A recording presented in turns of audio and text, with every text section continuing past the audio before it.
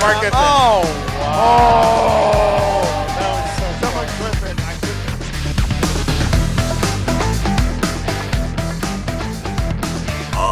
Where? What? What? The left What? cuff. It's What? the left cuff. The left cuff, Lazarus.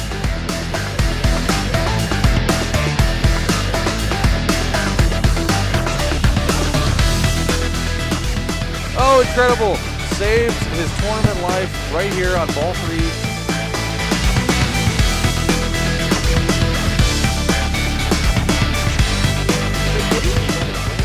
Oh, he got it. He got got it. it. Oh, my God.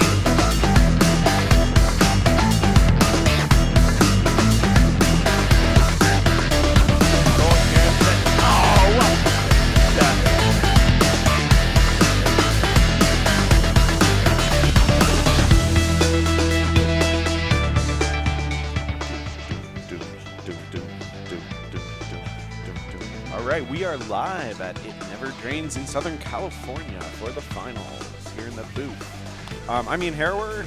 I'm Ryan Wenger. I'm Bowen Cairns. And Thanks for joining. yeah, so this is going to be exciting final. We have the top 24, so 9 through 24 playing right now. We're just getting ourselves coordinated and figure out what we're doing. We're watching Pirates.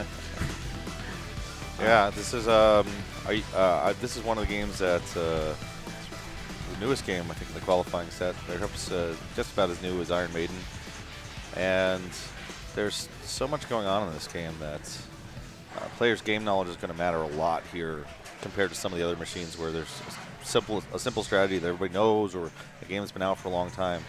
And this will be one of the first times we get to see plundering and multiplayer interaction and rule choice on who you select. And we are not going to watch Pirates. We're not going to watch Pirates. Oh man. We are going to switch to Iron Man. Oh, Iron Maiden? Oh, Iron Maiden without the ID. Sorry. Did we not sound confident enough in our rule knowledge there? And we are here at the INDISC Pinball Festival in Banning, California. This is one of the best tournaments in the world at this point. Almost 240 players competed to make it to this final. We have the top 24 seeds playing for the A Division crown, and 16 other players also active right now playing for the B Division in the first round. So we're joining this in progress. We're on player 4, which is Jermaine, stepping up on ball 1. Ryan, so you played this in qualifying. How do you step up to an Ironman? What's your first approach? What are you going for? I guess maybe the first thing is that I often don't want to play Ironman in a tournament, like in a heads-up match or 4-player match like this, because it can be a brutal game. There's magnets involved. Most of the important shots are dangerous. And so I was just kind of thinking about, so Richie was the top seed. He was the one who picked this. And I'm wondering what we can infer about his choice. Yeah, it probably means he played a lot of it in the qualifying. It's players who are strong on ramp combos and loop combos. I've noticed Richie generally plays a little bit more on the fly than some other finalists. He's a very strong player, and that pays off in a game like this where repeated looping shots or repeated ramp shots can get you to bogey or quickly to monger. And he's already got the monger up, and he's got 2 letters in monger just from ball 1. So his score is not really indicative of his progress. He is in a much better position than it appears. So we missed ball 1. So probably he just spent all of ball 1 going straight after monger. Yeah, which is you hit the purple shots to raise the monger, and then you hit monger. So those pinkish reddish lights in the middle, kind of in a half smiley face there. Spelling those out is going to start a multi-ball. So he's 1 shot away, and if he hits we go. There we go, one multi-ball.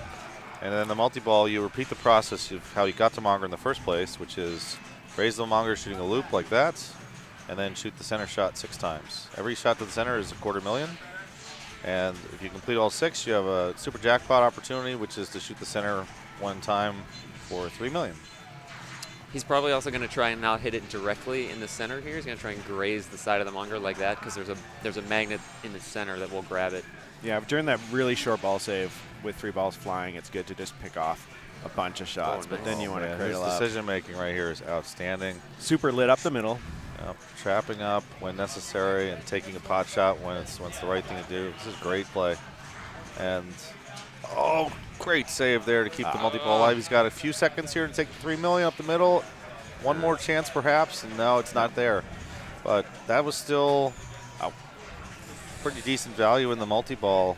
But he can't be too thrilled with how that came out at the end. He was right there. Yeah, that's a bummer because he has $5 million. He would have been up to 8 with that one shot.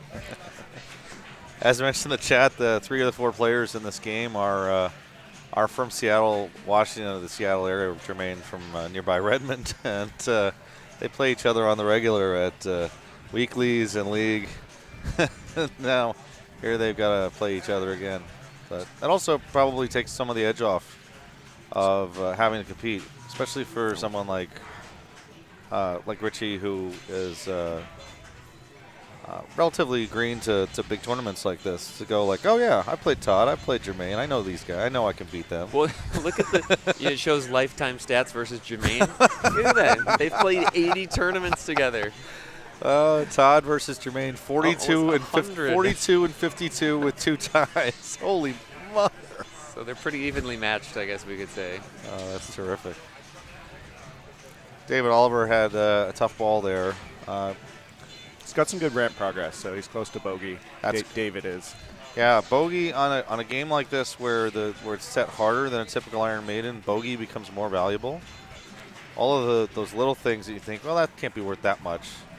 It becomes worth a lot more when your target score is in the 10 million range than in the 20 million range. And again, bogey is the ramps. It's hitting 5 ramps to start, and then all your ramps are lit for increasing.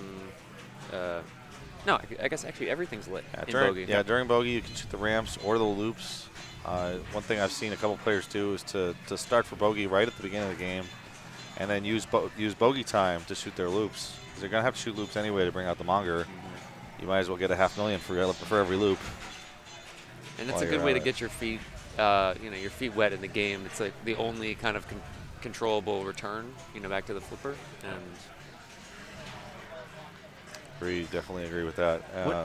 So Todd takes the lead with 5.2 and some strong progress on monger. He's got one more shot to start monger multi-ball on ball 3. So the score you see there is going to probably be at least 7 million total just from getting into that multi-ball. And here's Jermaine. Jermaine has monger almost ready, but he didn't have a strong start. But that's what Iron Man does. It makes a lot of decisions for you, unfortunately. Like, that was great play there, but he took 2 warnings, and there wasn't anything he could do about it otherwise. Like you said, you generally would prefer not to take this game in a single game format like this. We're seeing these are low scores, It's and the game plays fair. They didn't necessarily. This is one of the games that they didn't have to make much more difficult than it already is. They did shorten the timer on the multi-ball ball save, so you got that third ball back, but there won't be any more. All right, so he really needs to play this carefully here and try and cradle up so that that doesn't happen. Still time here to get $3 million. Just take that quick shot up the middle. There And it boom! Nice. Oh, that's a huge shot there for Jermaine Mariol. The grace period $3 million that puts him into the lead on this game. Beautiful. And this is also good to hear that he's back and just trap up, settle down. You don't have a time limit. Just get your heart back to normal. So, okay. I guess maybe we don't. Doesn't matter. I was gonna ask what he should do next. All right. So Richie, what do we think Richie should do here? Well, Richie's already played monger multi-ball. Depending on his strength with the ramp shots, I would consider going for bogey here because he's unlikely to be able to make all the monger shots that he needs. Mm-hmm. The other thing he could try to do is go for the Ironman fast scoring by shooting the red targets on the left-hand side, and then shooting spinners. And that turns out to be worth quite a bit more than it appears to as a first impression. So he's probably thinking about that right now. Just like, what do I do? Do I go for the ramps? I need 5 ramps to get bogey, but I can still plow some points here. He knows that Todd has Monger multi-ball ready, so he's chasing at least 8 to 10 million here and not 5.5. Looks like he started for a ramp there. One of my biggest complaints on Iron Man is instant info. The fact that you can't find out your progress towards Whiplash or drones. I was trying to do that yesterday with drones for some reason. It shows you when you hit them, but you got to be able to look. Oh, no. Busted live catch there on the right with difficult rubbers. That's been happening a lot. I've had a lot of trouble making live catches on these games. They're set up hard with fresh rubbers, and those have effects on your play that you don't really notice at first. So Richie temporarily ahead of Todd, but Todd has Monger ready to go. He'll probably pass Richie.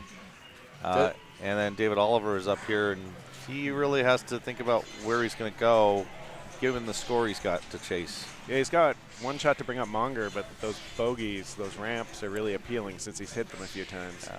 We're going to be seeing this for the next 33 seconds, I guess, as he counts it off.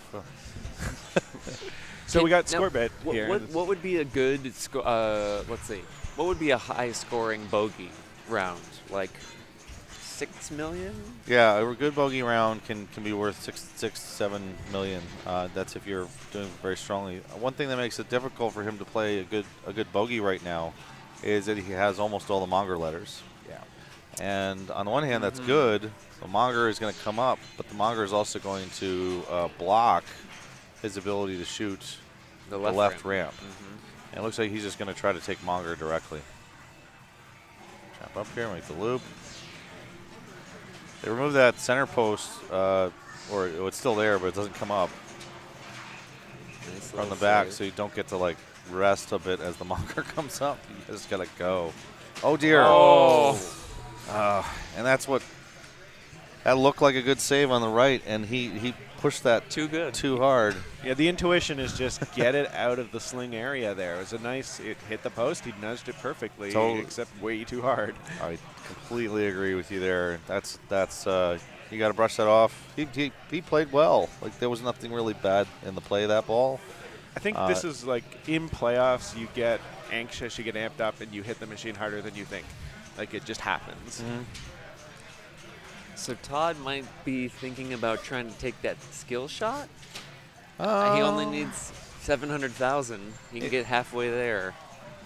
I think he's more likely to take the Monger right now because he's got the one shot for the multi-ball start. Sure. And there are times when it flies out of those bumpers right down the side, and you're like, oh, my God. Yeah, no, you're absolutely right. Short plunge and go one shot to the Monger for multi-ball. And you got a little bit of guaranteed bonus in this game. Yep. We'll have that was nice. Oh, it was dangerous and awesome. Yeah, and there he is. He's passed Richie. That guarantees Todd at least second place on this game, which is a very nice place to be. You want to if you can get couple of points out of the first game. But he dear. That's that. He got victim of the ball save timer. Yeah, they really shortened these. This is not your walk out to your local arcade and play this game. I don't like that shot. What's he gonna do up the middle there? So one of the things he may be trying to do, just two things. He may be trying to take drones, which are the blue lights. The other thing he might be doing, which is a little rarer and deeper rules knowledge, is if you hit all three of the spinners, you light super bumpers. Huh. And super bumpers are worth 50 to 100,000 per hit until they run out, and they can last a long time. So it was possible there to pick off extra points there. Jermaine has won, and he's going to use this time to play out, just practice, relax and enjoy, get comfortable, so Find that the in the next game, so the next time he has to play Iron Man, he can look back at this and go, man, I played great on that ball. And here we finally have to see somebody play bogey. Entered it at 10 million, so we can sort of see how he does here. And most common is just to do ramps, right? Because you always get the ball back safely. And yep. Unless you're trying to, like, if your Monger was up, you'd be building Monger jackpot value by hitting spinners and things like that. if you're stacked with Iron Man scoring, which I think you can stack, you might want to hit spinners. Yes, I agree with you, definitely. But boy, he's making quite a few consecutive ramps here. Yeah, Shooting, it's a and good even run. shot there for War Machine as the time was running out, because War Machine would have given him another 20 seconds worth of bogey. Now, well, I guess we're moving on, but I've always been confused about that with that award. What do you call that award? On War Machine? The Shield Award or the Yeah. War Machine Award. Yeah, it's going to give you random awards. Okay. So you light all the lanes up top, and then you have to complete the set, right? And then Yeah, you have to light all 6 lanes, so there's the top 2 and the in lanes and the out lanes, but you can cycle through them all. Yeah. That means that as he's making bogey ramps, as he was also cycling the lanes to give those completions. Every completion is a bonus X, and it lights the War Machine shot for the random award.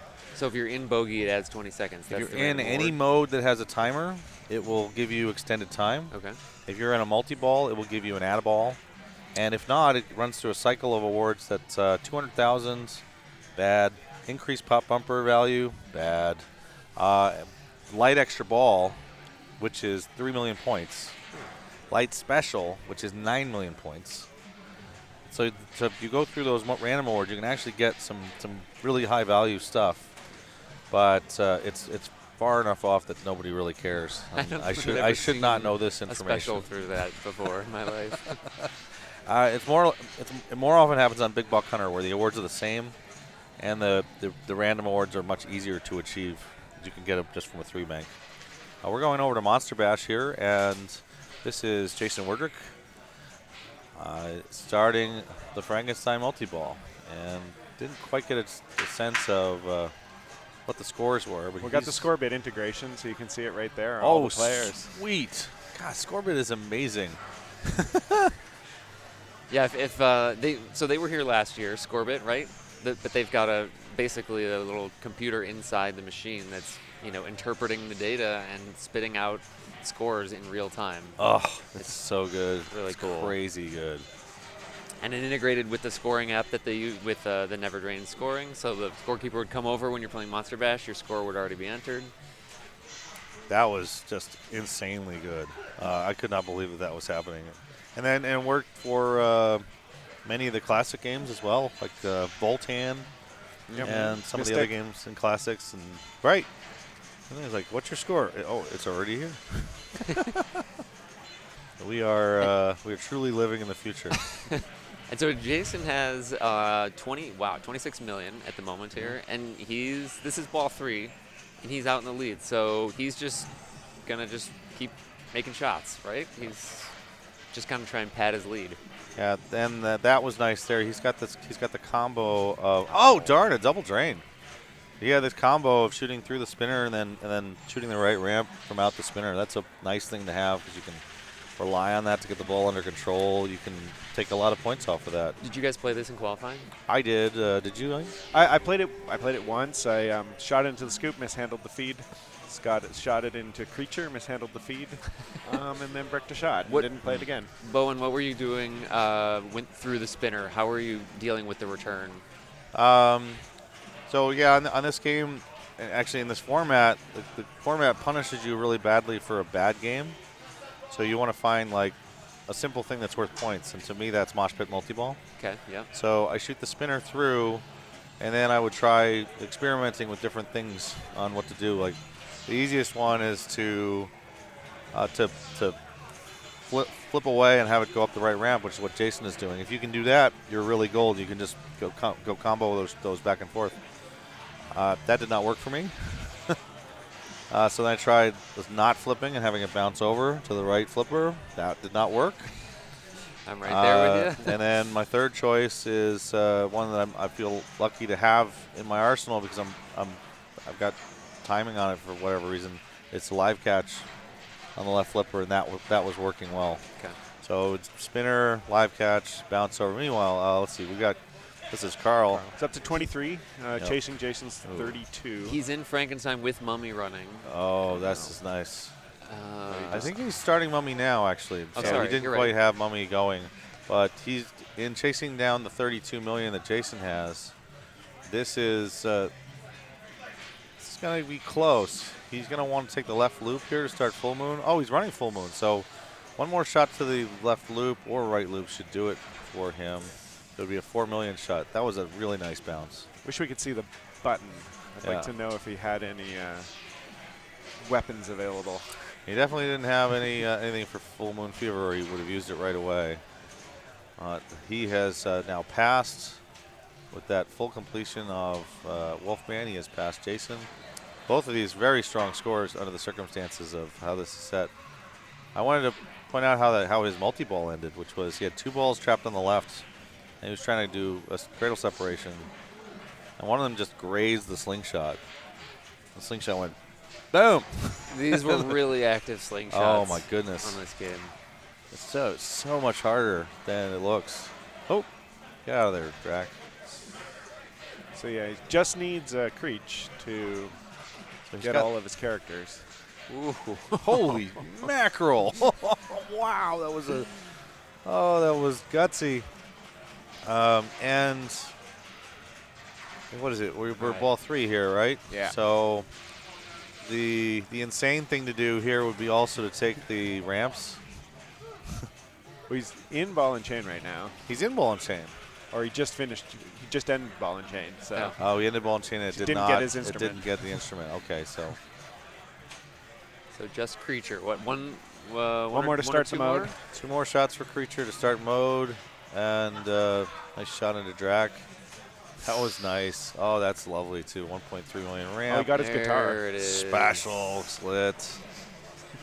God, this is great play from Carl. Oh, the final shot here, light Monster Bash on the left. Yep. Have we seen anybody get Monster Bash? I talked to 2 or 3 people who said they died with it lit. No, we won't. Don't So he needs the don't scoop. say that. We don't want that. Uh, We want to see this thing. Oh my God. No. Oh. the scoop is right below that bottom pop bumper. No. Oh my God. And, Still. and we don't have the sound hooked up, but that moment has one of the greatest sound bites of any pinball machine. You drain ball 3 on the out lane. When Monster Bash is ready, the game just lets out this huge blood-curdling scream. Ah! You know, just had all this value there. But boy, that was such a good ball. We got Colin taking over. Colin from oh, what's that? I was just catching up on the chat here. Yeah, that's true with Scorebit. So in Monster Bash, when you're in multi-ball like that, it doesn't display the score for a very long period of time. It's like constantly, there's modes running and you're constantly seeing these jackpot animations. And so it can get a little bit behind. It needs to see the score to interpret what it is. So Carl's score would have been the 8th place qualifying score on That's this game. a I big love how moment to do this. Yeah, I do love that, how yeah. finals do that. Yeah. They bring out So, the quality of people's play. and So- here's what we're talking about. It looked like he was. Oh man! So yeah, Nick was trying for mosh pit there, and he had a busted live catch both times. First time, he managed to bounce over the right flipper, so it was successful. Even that second time, it managed to bounce over the right flipper, but he fired away into trying to hit the spinner and hit the Frankenstein instead. It's hard there because you're stuck. The ball's on the tip of a flipper. You got to aim for something as a bailout. And I like having the Creature and the left loop as bailouts in those situations, because then you can just say, all right, I got the ball under control again, or it's somewhere where I can relax for a second. Flying away into a tough target like that, the Frankenstein, just puts you in a world of hurt. Unfortunately for Nick, really strong play in qualifying, but he will pick up a 0 there for 4th place. And we appreciate all the sponsors who have helped with INDISC here, including Pin Stadium Lights, the Captain's Auction Warehouse.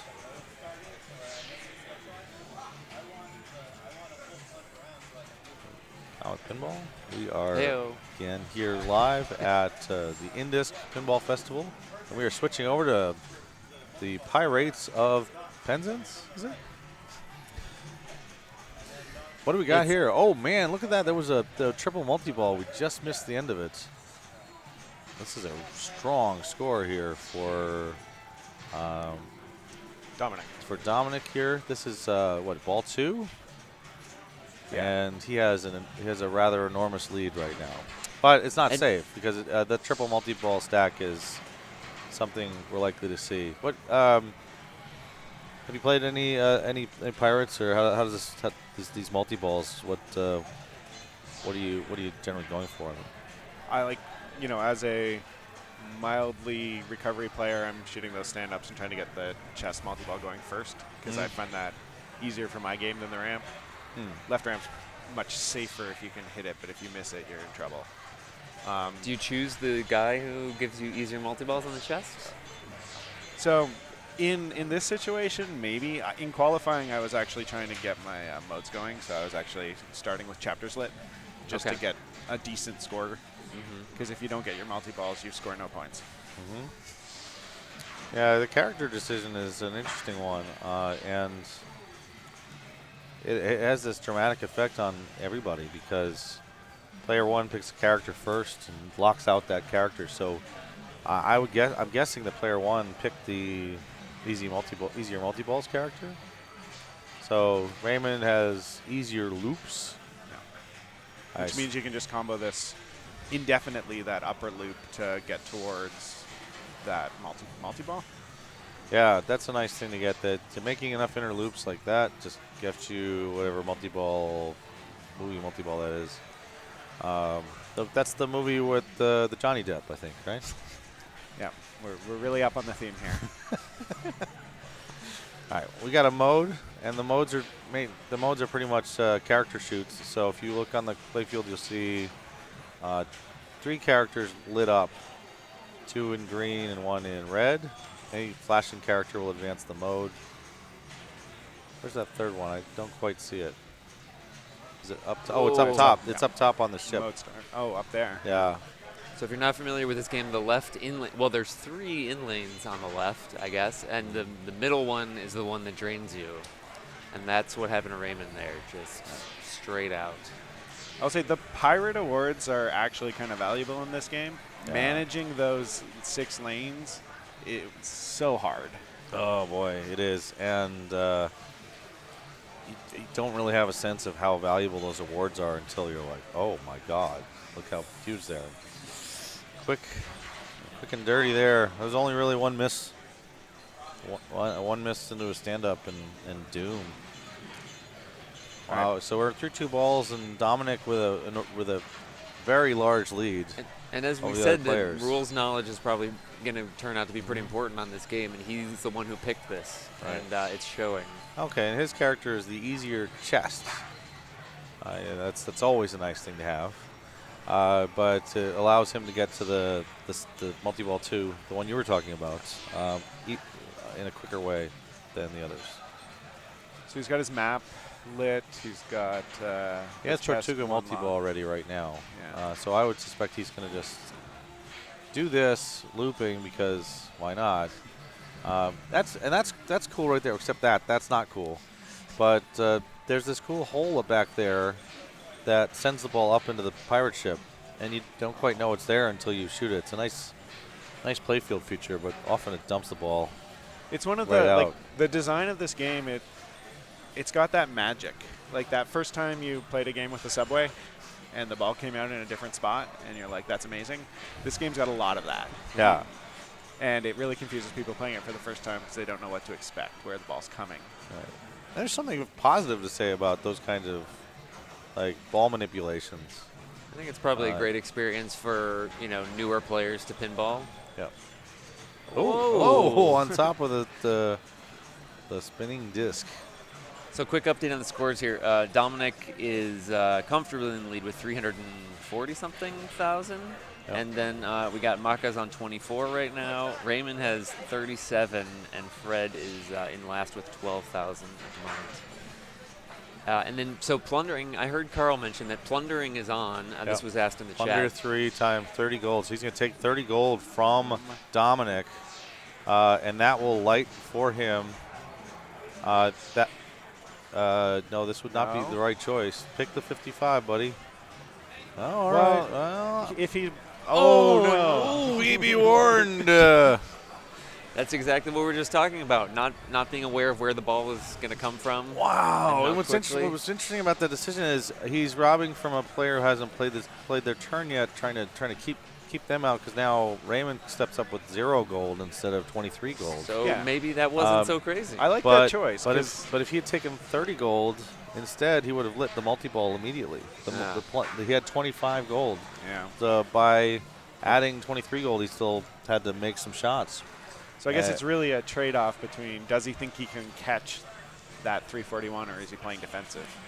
Yeah, So and to me, I'm trying to get into any multi-ball at all at that point to try and get some distance ahead of Raymond was player 3 and Fred is player 4. But Right. like to Kiefer's credit, like this adds a new level of strategy to competitive pinball.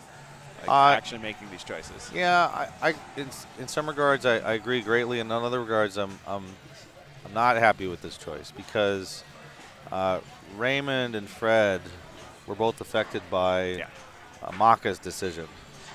And Maka chose to hurt Raymond, in effect helping Fred. And you have these like knock-on effects from player to another player that I mean they're fine. Then they're just a decision made by the game design, or not the game design, the rules designer in this case. That's a nice play there. Boom, boom, boom, boom, big time. Well, and you could turn off plundering entirely, right? That's right. also That's a a decision choice. by the tournament directors. You aren't able to plunder balls from other players. They turned that off, but other things were plunderable. Right, that's a great decision on the part of Kiefer and Jersey Jack Pinball for letting the owner or the tournament organizer make those decisions. Yes. Where on some older games, you just steal locks from players and steal their jackpot value and all sorts of stuff, and there wasn't Double their anything score. anybody could do. But yeah, take highest score. So when you get into multi-ball here, goal 1, get into more multi-balls, most likely, right? That's sort of how I've seen people play this. They will stack. Yeah, that's a good idea, and you can see them sort of aiming for the chest too. And yeah, so how is Raymond gonna stack in another multi-ball here? What's Chest That's a is probably the super. easiest. That's a big Nice. super there. whoa? Cut half the distance basically so far. Doubled his score in the last 10 seconds here. This is like every character in the game is lit for this mode, whatever mode he's running. He's got, what, 11 characters to hit? And he's hit 10 of them. The only one left is that right side chip target up in the top corner. Oh, here we go. He's going to take that back. Take that 30 gold back, right, eh? Oh, ho, ho, ho.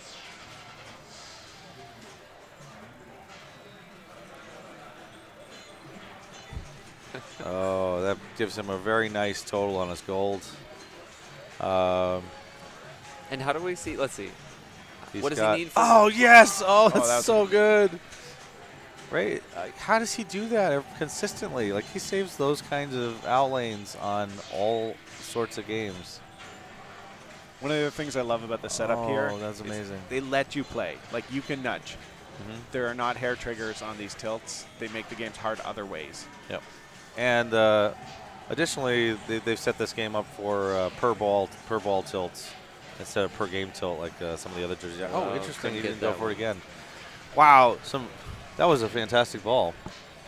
And it's interesting to see it's such a great ball turn into second place only. But that was Dominic's ball 1 and ball 2.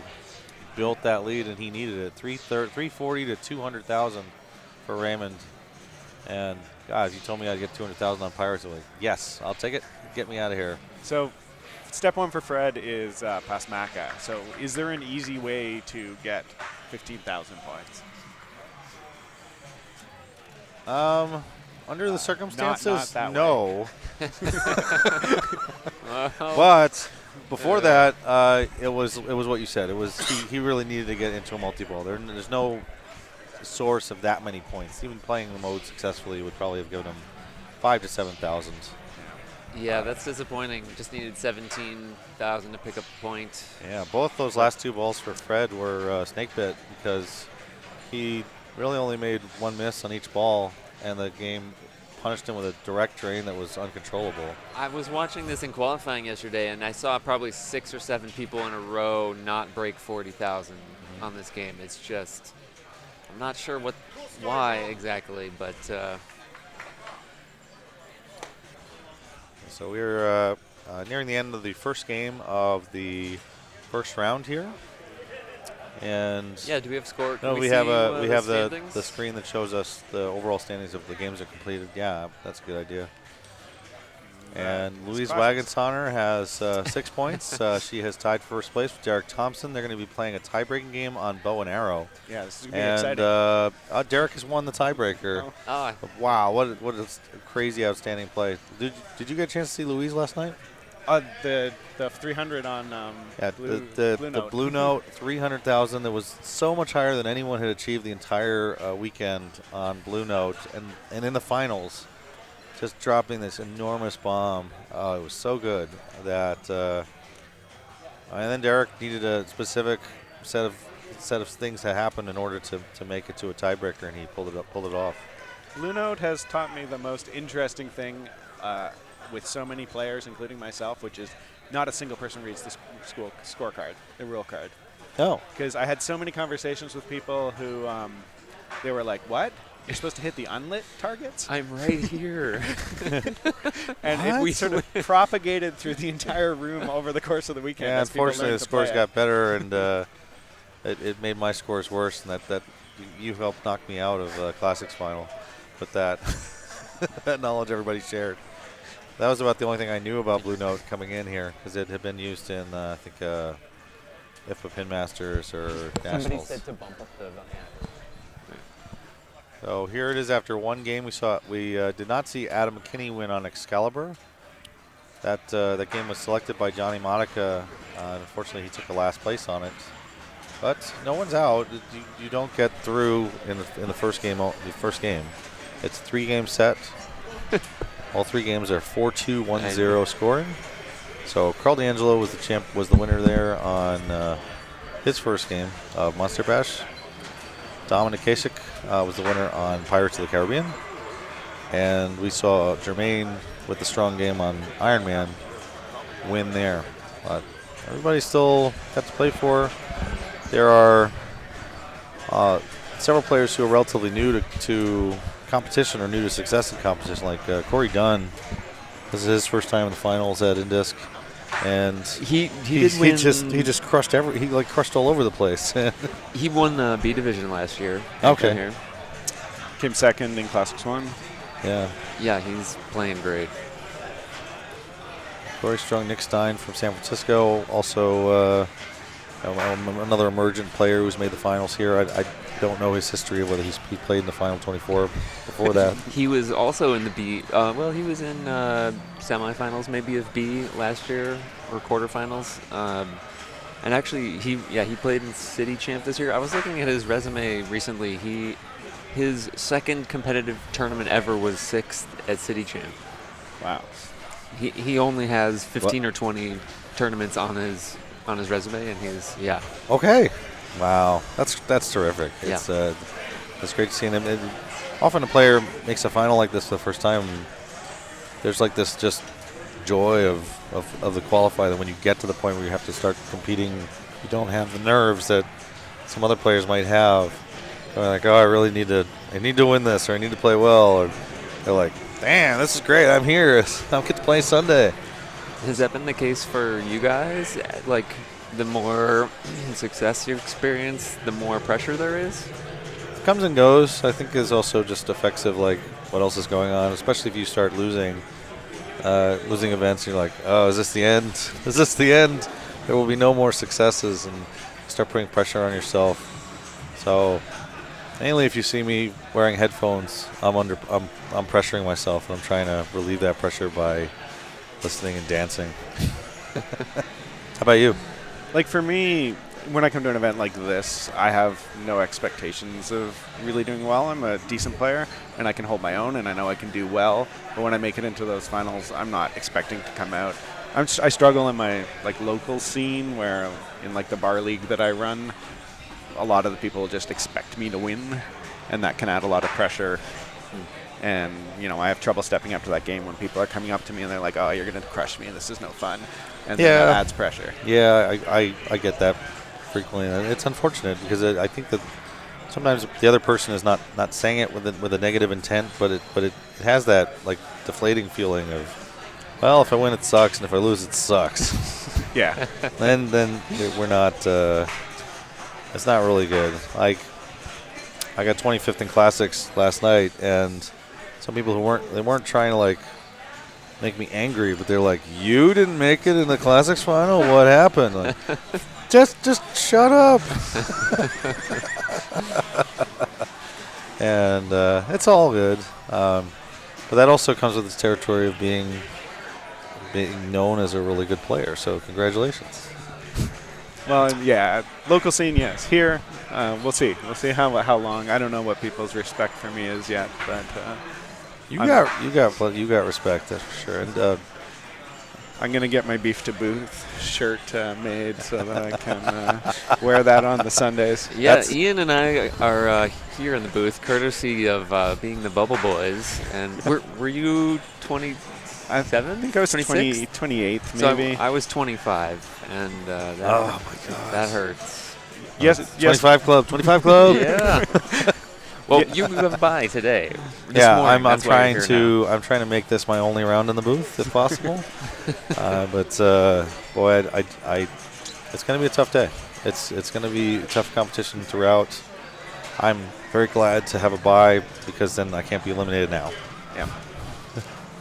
I'll say yesterday in the morning I was talking to Phil Birnbaum about my ticket, and he's like, I think you'll be good. And I'm like, I'm pretty sure I'll be on the bubble at 5 o'clock and drained out by 10.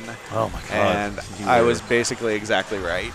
10 o'clock I fell below the bubble, tried to cut some people to bleed back in, but then a couple jumpers made that impossible. Oh.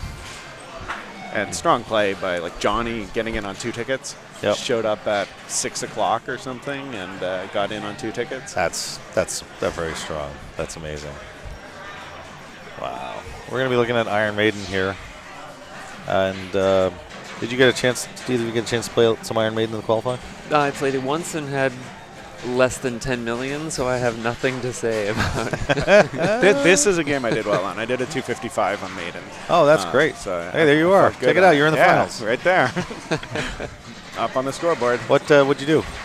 That game, I started trying to get Trooper lit just at the back, so, focus on these drop targets to get that locked for the confidence. Mm-hmm. Once I had it going, I'm a recovery player. I'd accidentally hit the spinner and moved it to Fear of the Dark. And nice. So I managed to stack Fear of the Dark with my multi-ball and a 2X. And that's where my points came from. I take the risk. In qualifying, I was taking the risk to hit the multipliers. It was the first point on my card. So I went for the super skill shot to try to get my 2X.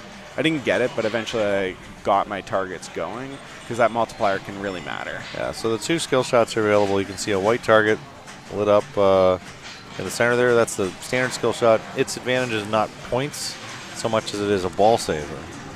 So you get a small amount of points, but you also get a 5-second ball save. And an eddy letter.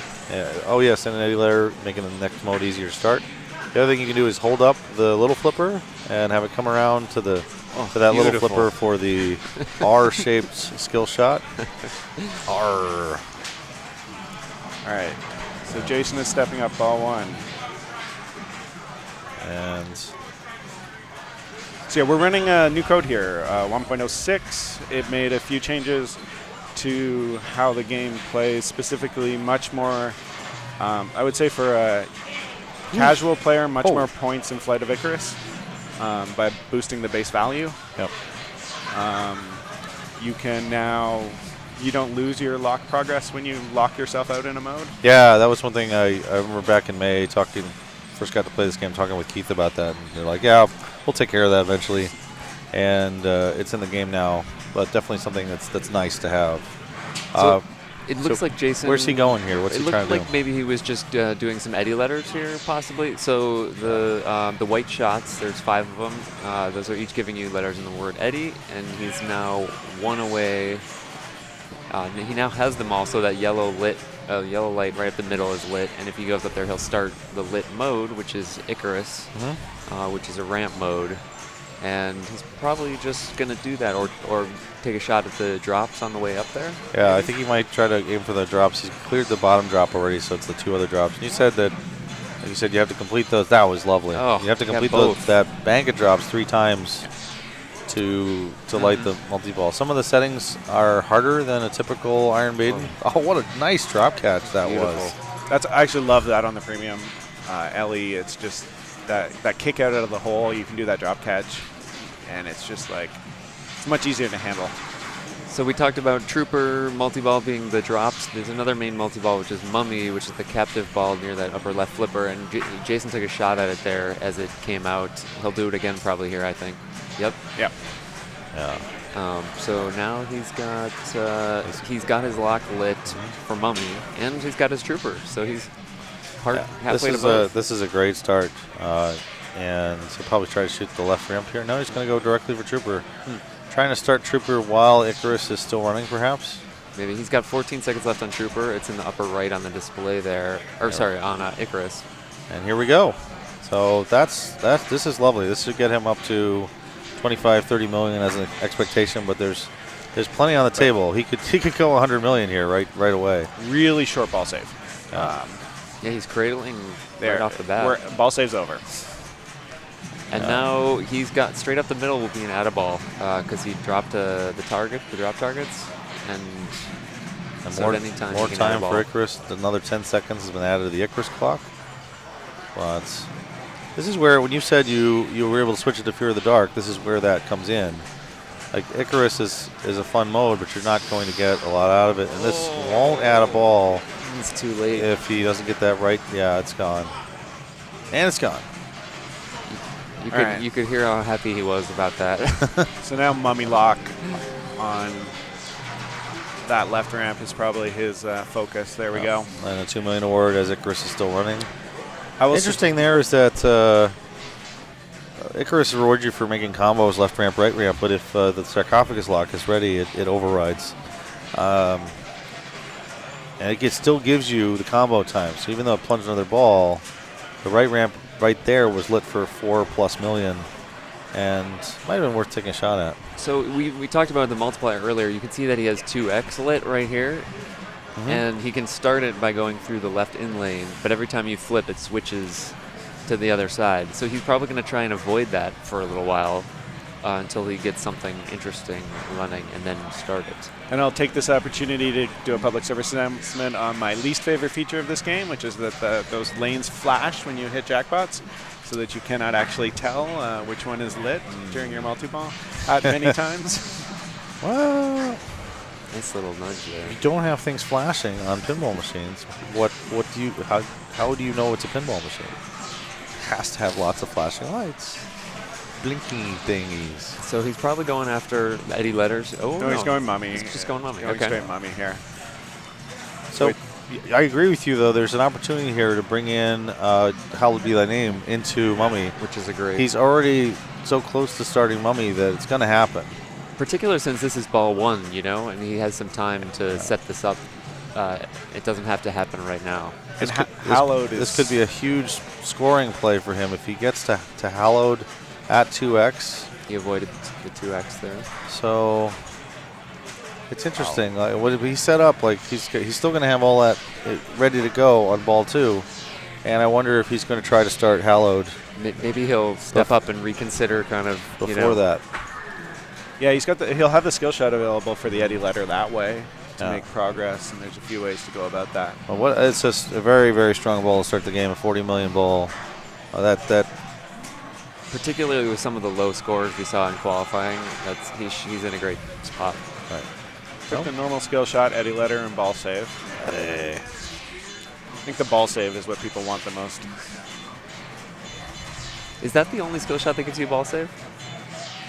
Some of the super skill shots, the secret skill shots give you ball save, but it's not clear to me whether those are installed. They are not. I think in a competition install that we have here, the only skill shots are the regular and the normal super skill shot. I did see one player plunge the outlane and did not get anything for it was other that than me? a drain. Did you do that? Actually, I think I short plunge. I plunged and drained, and then I beat the auto plunge into the left out lane for the drain. Oh my! Yeah, that plunging left out lane is a nice one. It's inspired by Congo, with the super skill shot being the kickback out lane, and it's worth 20 million in normal play. So if you can pick up 20 million for free, it'd be terrific. Oh, we got it. We got Icarus and The Mummy lock. completion for Carl D'Angelo. Very fast to get to both of those. Ball's already in the sarcophagus, so that will just redirect. Yep.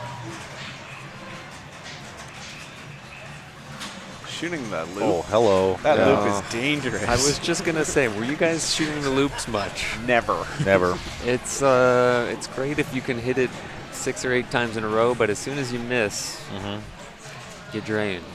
So on my maiden at home, I consider loop jackpot to be an easy way to light a tomb award. Yes. Because I know where the shots are, I know the feel, but no way would I do that in a match play situation. I'm only really going to do it if I already have a multi-ball running and I happen to have the ball up in that direction, then sure, I'll take a shot at the loop. And Trooper, the loop is a jackpot, so maybe if we get to see somebody play Trooper, we can talk about how the values get increased by completing the jackpots. It's really, really well done. Yeah, I saw Keith had a, I don't know, 250 million super in Trooper multi-ball during qualifying. Yeah, he got he got everything, and then he got 2x playfield also. So it was going to be a big value anyway. But then everything was doubled, and then it was doubled again when when he cast the super. Well, we saw your 250 million, Ian, on the Oh, man. on the high scores, and he did it in one shot. Man. I remember at New York when Keith stepped up and he just shot loop, got the loop jackpots going, and all of a sudden there was like multiple. All of a sudden billions. there was in the final game he had 80 million in 30 seconds at the beginning. It was just like, okay, yeah, that's not intimidating at all. Checking out some of the other games, we've got an Excalibur game running right now. We've got Chris Compton running triple multi-ball on Pirates. We've got a Baywatch action. We've got Nick Stein stepping up to choose a song. I like picking Run to the Hills. Because it foreshadows the mode you're going to get to? Yeah, I can get Run to the Hills this game. I still never have, but I do the same thing, but I do it with numbers like 2 minutes to midnight or number. Yeah, I mean, like I'm playing on location on a game that has a really tight tilt. So, if you get this loose tilt, lots of extra ball stuff that some people are getting Run to the Hills on, it's like, all right, fine.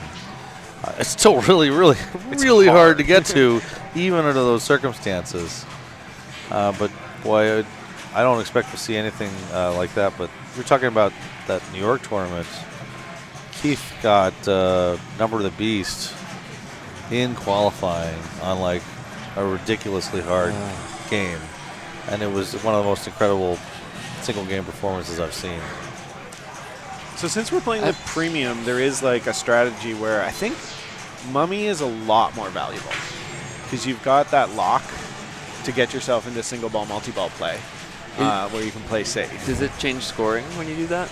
Yeah, so when you put it in the lock so you hit a jackpot and then you lock the ball, and then while it's locked you get 2 times switch hits towards qualifying the next jackpot. Okay. And then if you hit the jackpot on the captive ball while the ball and eject the ball, it's 2x'd. So like it really does. But I like the fact that you can play single ball. You can play that Mummy multi-ball in single ball play for a while. So that was actually a really great ball by Nick. I mean, we were chatting there, but he had a couple of great nudges to save the ball from the out lane, kept it in play. He made almost all of his shots, and then, missed one, and he's out.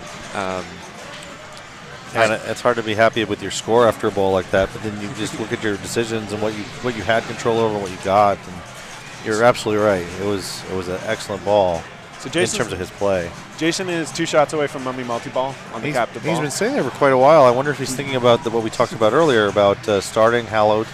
Just a couple of white shots. To there do so, he'll needs. need to shoot the loops or the ramps to get the white lights, then the underground. And he's got 2 shots left to the captive ball to start Mummy multi-ball. And sometimes you can get a 2-for-1 off that captive ball with the way that it newtons. So now's the you might not want to get 1 shot away because you could accidentally start it. Yep. He needs 2 different eddy shots, so we'll see here what he does if he tries to right ramp or right loop this. Oh, you know what? I'm His post mode pass. has changed here. He's on. He's on a multi-ball now. Oh yeah, this is bad. So now at this point, there's no benefit. reason to do that, and he was kind of like So he shook his hand at it like, all right. It's the far left spinner that changes the mode, and he on his plunge he went through with just 1 rotation of the spinner, moved off of Hallowed, and in this game you can't stack the multi-ball modes with the regular multi-balls. So yeah, now this is what he's realizing. And he was only It's 2 something. letters away. It's something I don't. All right, he's 1 away here. Bad luck there. Just bad luck all around. Like he wasn't trying to go through that spinner on the left. It just bounced the bumpers and then came through and kind of messed up. So he's gonna have to just next ball hit the captive ball, start 2x, and I forget what he did at the very start. I think he plunged around really hard. And He tried to do the super tried to- skill shot. he tried for the super skill shot. I think- to try and get a 3x multiplier instead of a 2x. Or is what possibly that to would've get a been. free shot at the captive ball Oh, from the upper flipper. that could be it too. Carl takes the regular skill shot again. More free Eddie letters. 2 million points that time. Yeah. Carl also locked up. boy. Oh, get out of Oh, there. nice. Wow, just a lovely save there. Jeez. Oh, It looked and like almost just went right back in. it looked like he didn't do enough, but it was just exactly like he waited too long, but he didn't. Oh, that was wonderful. Beautiful. And I think he's probably thinking about just bringing this ball to a catch when he can, but the ball's just not happening. He has now done the same thing as Jason and moved to Mariner so he can no longer snack. Okay. Now on default settings, the ramp. Oh.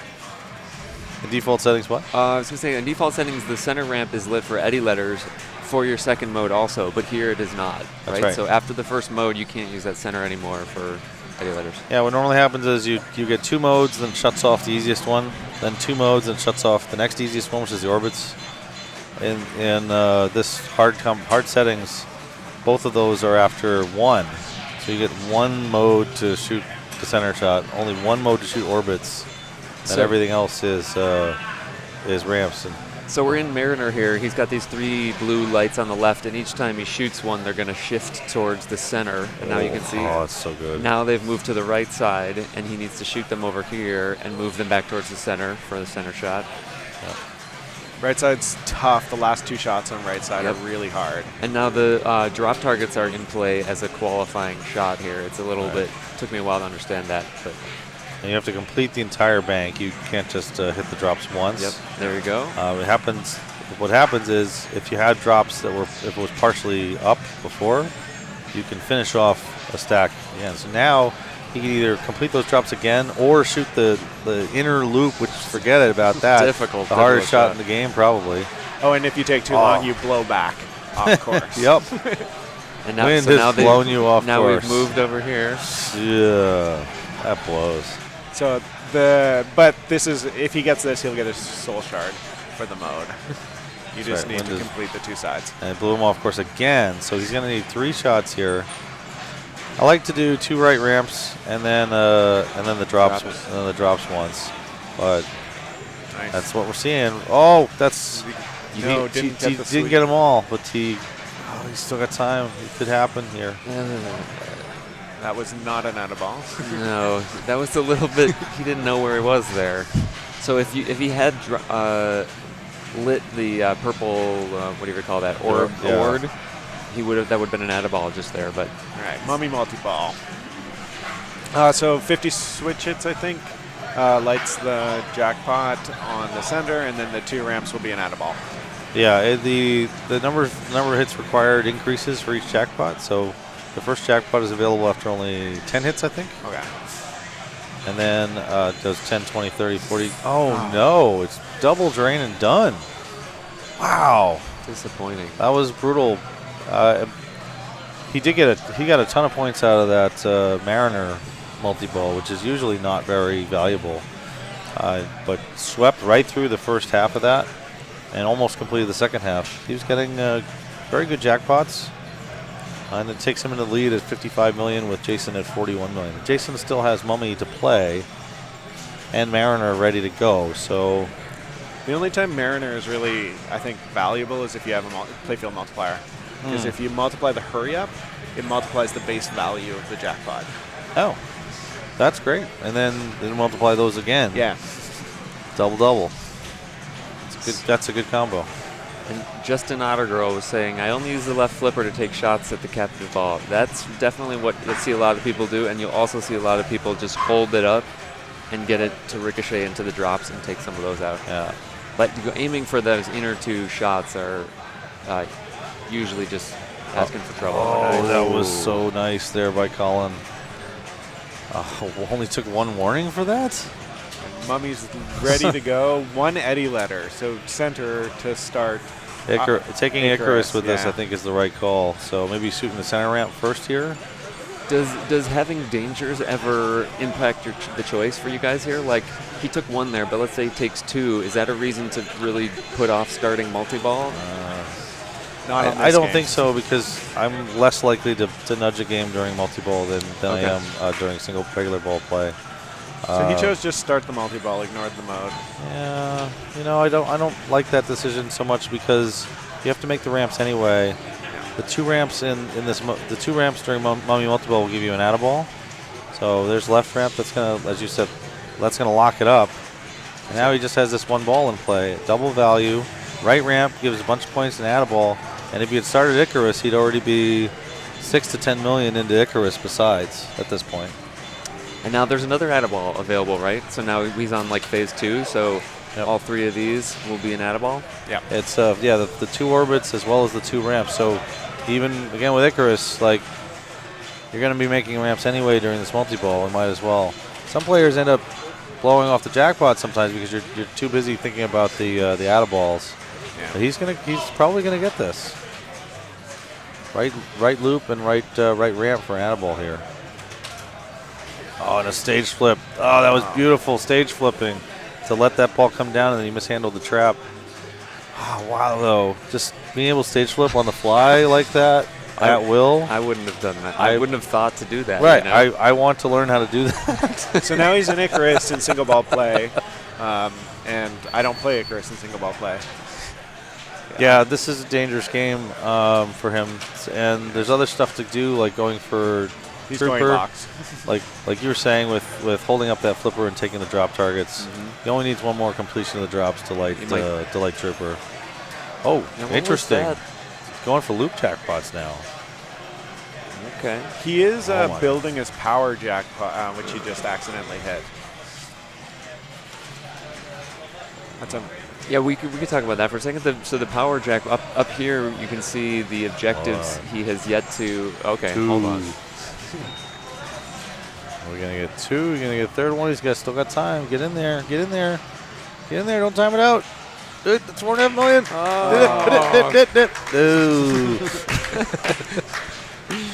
Oh. So in these center things here, you can see that one of those is pulsing. That means he's completed that power mode, and there's a power jackpot available over here, but it's not very big at the moment. Yeah, and the multiplier comes in. You get a multiplier every time you pulse something and complete it. Every major shot adds a little bit of value to that, and you can also add more value by a random award or by one of the tomb treasures. I find on the premium the fact that this over here is actually a captive ball that you can hit. It's omnidirectional. Yeah. It's actually built kind of like a pop bumper, and you can hit it from any side, and you hit it by accident a lot more on the premium. Yeah, I feel like you do have a little bit more control over when you cash in that jackpot on the Pro. I like having the greater variability in the direction over there. Like having it be a captive ball means like it glances off there and it goes any which way, and it's kind of more fun than having a stand up there to me. But I agree with what you said as well. It does make it less controllable. So Nick has a multi-ball mode lit and just locked for mummy. So he's got aces high.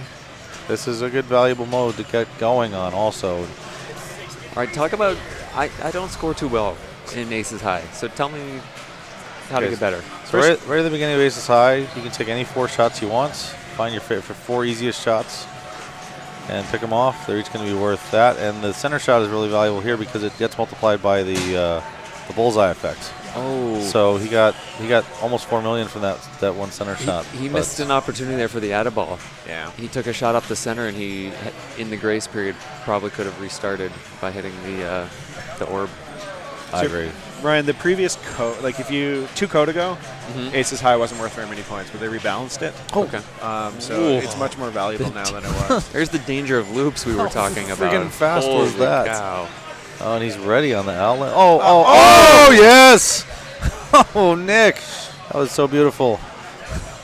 Great save by Nick Stein. Oh, he did it over there. And then getting the ball under control with no warnings even. I mean, go back and watch his previous ball and this ball. It's just a clinic on outlane nudges. Oh, wow.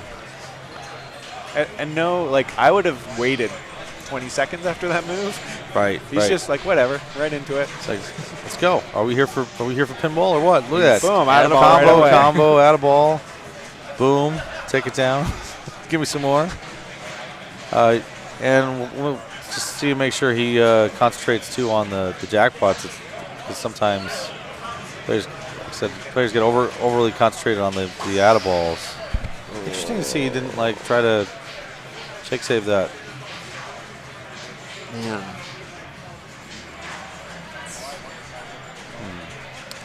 So he's got, again, we'll go back to these. He's got 3 modes running, and the ones up here, the ones in color, are the ones that are going. So spinners, pops, and targets are going, and when he gets those numbers down to 0, each one of those will light a jackpot that stacks on top of each other at the thing here. So and this is the current value. Oh, every time I get into that, I kill the players. I'll say that, I love watching on-the-fly combo making, just play the ball pinball. It may not be the best risk-reward tournament strategy, but it's fun. It absolutely is, and that you're seeing the differences between someone who's relatively new to competitive play and someone who's been at it for a while. With take your time, relax, get control, do something, and there's also a little bit of I want to say better alignment between goals for the other players than some of what Nick has been doing. But Nick's just showing incredible pure skill in his shot making and his nudging and his saving. Oh boy! All right, so he's going to try and start 2x here, which he does. So now he's in good position. Yeah, this is going to be worth a lot here for Jason. Cradle up. Don't ignore that jackpot. Left ramp is what you want first. Let that ball lock, and then... Oh, did he... Oh, it didn't register because the ball was loading at the time. Huh. Oh. So that counts as a... Quadruple jackpot. Yes. 11 million right there. That puts him in the lead. And 2x still running. You can extend your 2x time a little bit by hitting the X targets that are around the playfield. Same ones that lit the 2x in the first place. It's not something you really go for on purpose. Double jack. So 2x still running. The quadruple happened because he had locked the ball. Oh. And he has slow. Oh no, he did not. That was fun. Yeah, what is it? So when you don't flip with that upper flipper, you want to try and probably live catch on the lower right, huh? Yeah, I also have been pushing the ball off the wall on the little flipper, just nudge to the right as it's going through the little flipper to keep it a little further away from dead center. Just makes the catches slightly easier. And depending on how it's coming across, I can nudge it over, or just bounce pass it over to the left instead. So this is Mariner, which we went through before. He has the Add-a-Ball on the orb right now, and he just took it. There it is. So he needs a couple more shots on the left side. Now one up the middle. Up the middle, there's 9 million. Now the right side's already active. So again, I'm in the booth, but I'm actually tempted to ignore Mariner at this point and use this multi-ball to work towards Cyborg. And Cyborg is these 5 things up here.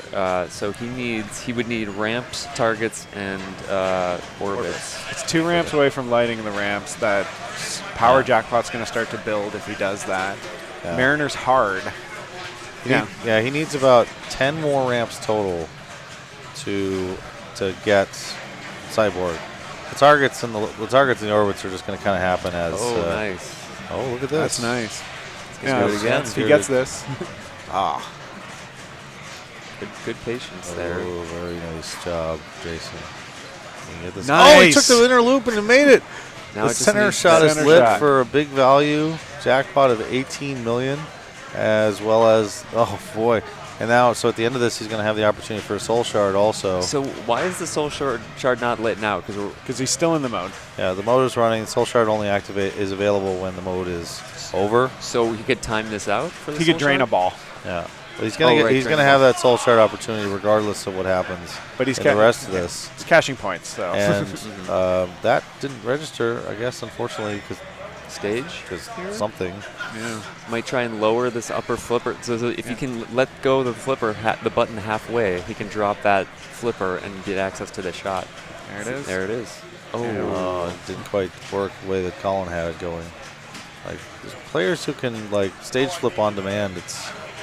I'm very envious of it. Oh, geez, get control here. So now the center shot is lit for 7 million. Hurry up. It's multiplied by wherever he hits. 3 it's triple times. value. Another 18 million for that shot. It's Now he has also lights 15 million on the left. the left for 15. Oh wow, that was a.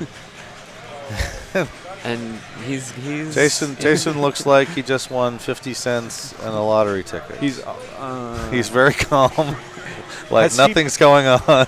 Has he played Trooper? He has played Trooper. Okay. Yes. So that lock is just ball 1 lock. That is so the that's first useless. block for a second Trooper. But that 15 million points is sitting there. now. If you're greedy, you double that, right? Yeah, He's not going to. He had just one. He only need one more X, but it's the most difficult one. Or the you shots the shots target too. So can you describe that for the? Yeah. So audience? So if you shoot it through here and into that target, it'll give you credit for one of the X's you don't have, and he was missing this one, which is the really difficult one. So that would be an insane way to. I mean, will you ever drain attempting that? Is that a safe? Oh my God. So he is 6 ramps away from completing the ramp portion. He'll probably get the orbits for free at some point. And then also, so his jackpot, which is on the captive ball, is currently around 7 million. With 2 more orbits, that'll probably jump to 15 or 16. Mm-hmm. And with some more ramps, maybe 40.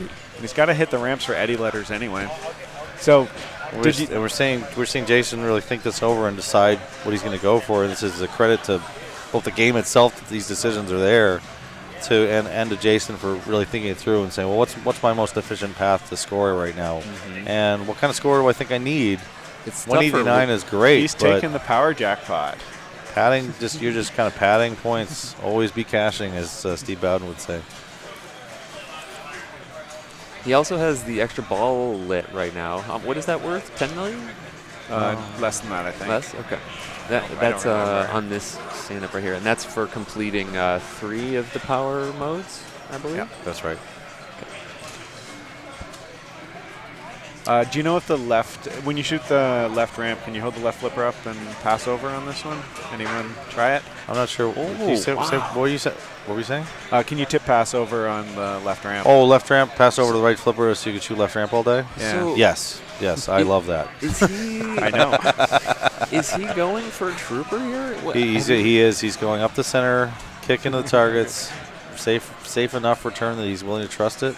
But he And then needs just to. keep doing this until he completes the drops. Yeah, but he's only got one lock. He needs to do. He He's needs gonna like have 6 more sets of drops. 4 more completions of the drop targets. And there's the Oh, 2X. there There's was the the chest. Oh, so low. So nice. Right up there, and lit the 2X. How did you get the power jackpot up to 5 million like that? Or no, I'm not sure. So, yeah, right. It's up Maybe there now. mystery award. So I mean, that could be a big score for him because 2 more orbits will double that, and then he's got the 2X to double it again. Yeah. Yeah, having a good value in the power jackpot with the opportunity to grow that. But he still seems very interested and And in mummy letters, he's just all Yeah. over the place. So here. Mummy is now hard setting. Second Mummy, I think, is 2 hits per letter. So Think. he's but he has the sarcophagus lock already. He's on his Yeah. his path towards. Oh, he's trying to ramp out, I guess. he's doing a little bit of everything right now. This is like the Iron Man buffet. No, I'm Oh, wrong. It is still jeez. just 1 hit, so he's 1 more Oh, hit. yeah, here we comes. go. Mummy. Yeah. There it Yes. is. Nice. This is nice because Now he, ramp he out. can use Mummy to finish off the tasks for Cyborg. Start that 2X, get some ramps Yep, also. ramp out, ramp out. And Do you save your 2X for Cyborg? No, not Not on right settings now. like this. Well- And one of the issues with if we do see Cyborg is the reduced timer on all these multi-ball ball saves has a significant effect in Cyborg because you just can't get like your it's the power jackpot. Oh, was that 40 million? Yeah. And he was 2 ramps away. Oh, that was an absolutely ballistically good ball. He started that ball at 50 That was million excellent. and ends at 231 million for Jason Werdrick. He's got a big lead on everyone else, but it's not like they don't know what to do. I'm trying to make him smile, but He's a smiler. He's got and currently your score on the high scoreboard is still preserved as well. Yeah, So it's still just get to see slightly my name. less than what you Everybody got for the wins. number 4 score. And I was no. going to say, what should Carl be looking for here? And well, unfortunately, the answer is, okay. So he had quite a few things on the table.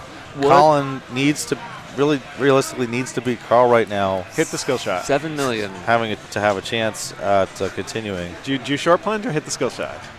Skill shots. Where I am right now, I'm gonna short plunge or take the super skill so I can get Let's the get the 15 lights million on. towards Trooper. Now, is the left ramp right now, is that a Tomb Award for 15 million, or is that a lock for Mummy? That is a Tomb Award for 15 million because the Mummy is not flashing. Yes, that's right. He got that for the loop jackpot. Yeah. So that's what he's this going for. Left ramp will put him over the top of Carl immediately. That's very Nice. smooth. Nice Okay. decision making. And That- nice observation. I'm not sure why that fell so fast. He didn't get caught by the yeah, that was. big door at the top. But he got his 15 million anyway. Now going for Trooper is probably it. That was nice. Get that. Wow. Oh, bad luck. Smart Oh. choice, though. Yeah, I guess he'd already taken his first Trooper, so that was progress towards Trooper 2. I'm not sure what else there would be to easily get to 230 million, but you've got to. And you've also got a pad space against Nick, who is He's got Trooper locks lit. yeah. There's plenty for Nick to play for here. I'd like to see him take some Trooper locks, and then start Icarus. Wow. Oh, there it is Just again. 2 great saves. Okay. Like in the first few seconds of a ball, usually players aren't ready to make saves like that. So He had no problem with that. you think he should just take a naked Trooper here? No, I want No. him. I want him Two to locks. bring get 2 locks, start Icarus, and then go from there. All and right. then, you take your Icarus points, see what you got. But the uh, quality of his ramp shooting has been so good that I wouldn't be surprised to see him. And he's doing it. He's doing it for it. Icarus. This should be just an on-fly flip. There you go. Okay. And the next, so 40 million points is going to be really meaningful for him, and then he's got a long hill after that. So I think he needs to put up those 40 right now. Yeah, I think he's going to do it no problem. Yep. All right. But again, very. It's great to see the game built in a way that allows players to have these opportunities to go for it. Oh, So- I can do this or this or this or this. And So talk about how these jackpots work now. every blue light is lit for a jackpot. And the left and right ramps are also lit for Icarus Collect. So that's why they're flashing in 2 different colors. And when you make a he's got 2x there on one of the in lanes. So when you make any shot, it shuts off and it adds the value of the jackpot to a growing Separation. super. Great app. Oh. Oh my God! So That Nick was can amazing. play controlled. Oh. Holy mackerel! Oh.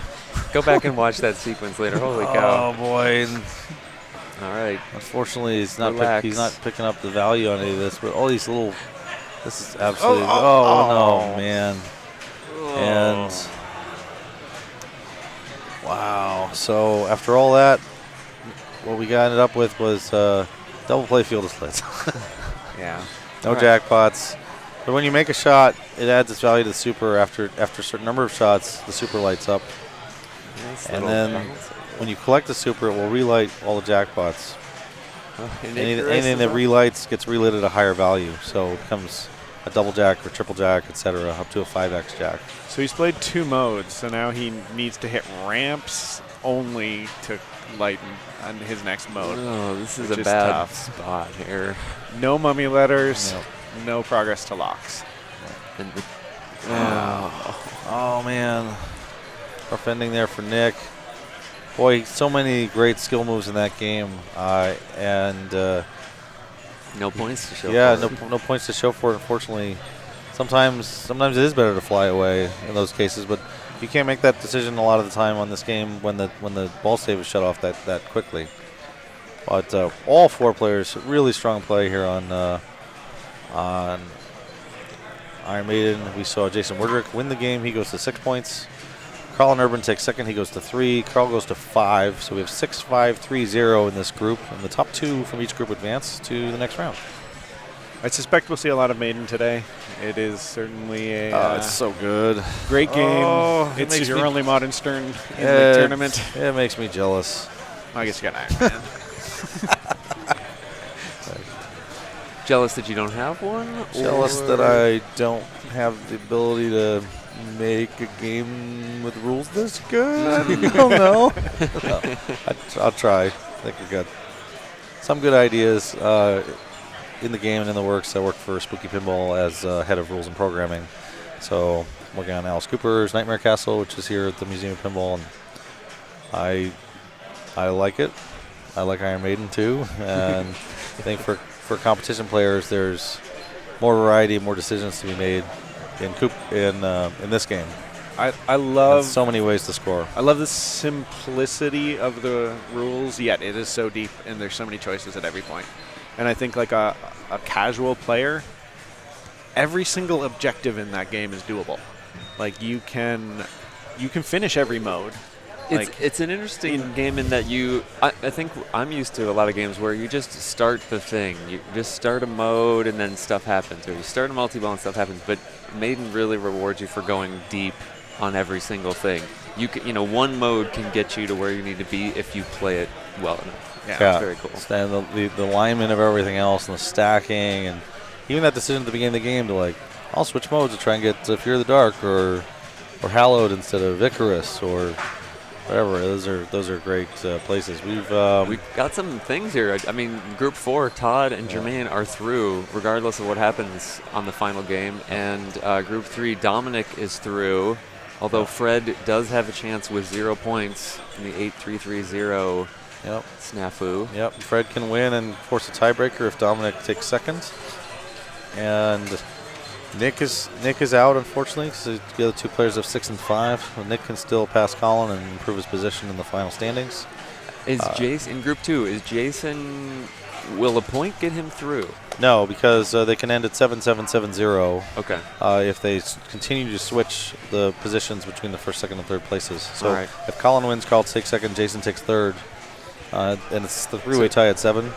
And in fact, if Jason can be eliminated at 6, if he loses outright and Carl and Colin take 7-7. That happened to Raymond last night in the semifinals in Classics. He was ahead in this exact situation, 6-5, 3-0. Wow. And he was eliminated 7-7, 6-1. All right. It's going to be interesting in that group with Johnny Monica. Johnny won the second game, so he moved back to 4 from 0. 5-4, 4-1. Thanks to our sponsors, Comet Pinball. That's me. Hey. Thanks for sponsoring. Hey, Sure. yeah. Thanks for Scorebit. humoring me in the booth here. Scorebit. Yep. Yeah, this is great. Scorebit integration on these machines. Sponsored by INDISC. Wait a minute. Yeah, we did. I loved the Scorebit. Like on the stream, it looks great. Knowing this Colored EMD, we are at the 2019 INDISC Main Division, sponsored by Colored EMD. So, And this is the, what do you call this? I don't know, the first round. This would be usually this is just called the first round. The next round is quarterfinals. Next round is quarterfinals. Then we'll have a 3-hour break, and we'll be broadcasting the women's finals and That's right. Yeah. Something else? Yep, we'll have the women's finals starting at 12 noon, and the A and B finals will pause for that. Then the final 8 players in A and B will play off. And then even after all of that, there's another final with this wild high stakes concept that INDISC premiered this year. We'll see what happens with that. But I think they offered the $100 packet, which got you, I think, 2 mains, 2 classics, and a high stakes, saved you $30. And so a bunch of players took that who probably would never have thought about paying $50 otherwise. So there's some players over there. Qualifying still going. We'll see. And qualifying on that is still running even during the finals. So it's like, oh, you got knocked out. Hey, guess what? I don't think I have $50 Throw left 50, in my throw $50. Yeah, I'm out. It's been a good. I don't want to know how many times I played classics last night and got nothing for it. Yeah, I spent my $50 trying to bleed people ahead of me in A division, try to cut them. Oh, jeez. And I feel bad about it now because it didn't work, but I knocked them down. Yeah. Nice. We're going to go over to Mousing Around shortly for the third game. And this is one of the games that in qualifying I ended up abandoning because I was like, oh, yeah, I can play Mousing Around, no problem. And then this one's like, oh, God, no, oh, dear Lord. How well you guys understand the new ROM that's in here? It's not too much different.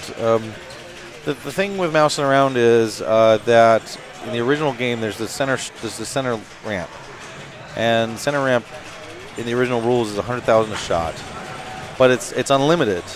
And so what players would do if they're playing for score is bring down the little target gate that blocks it, and then just shoot the little ramp as many times as you can. It's a wide thing. It's right in front of you. It's pretty unmissable.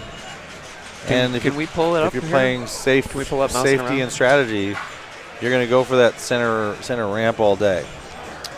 All right, So cool. that loop, 100 says like loop lights millionaire, 100,000 per loop, and you're like, what? 100,000, and it's right in front of me, and it returns to my flipper easily? Yes, please. I will do that, and I will do that, and I will do that. So over the last few years, Mousing Around went from being a game that wasn't used in tournaments at all to a game that was used in tournaments with modifications. And the two modifications you'd sometimes see, you'd see large posts, even larger than the yellow posts you see on this game, making that center gap narrower. So it was makeable but dangerous. Or disabling the thing altogether so that you just couldn't shoot you could open it, but you couldn't shoot the thing and kill it off. This guy Soren has been taking games that have sort of bad raps as competition games and making minor modifications to the rules that are attempts to make the game more palatable for competition.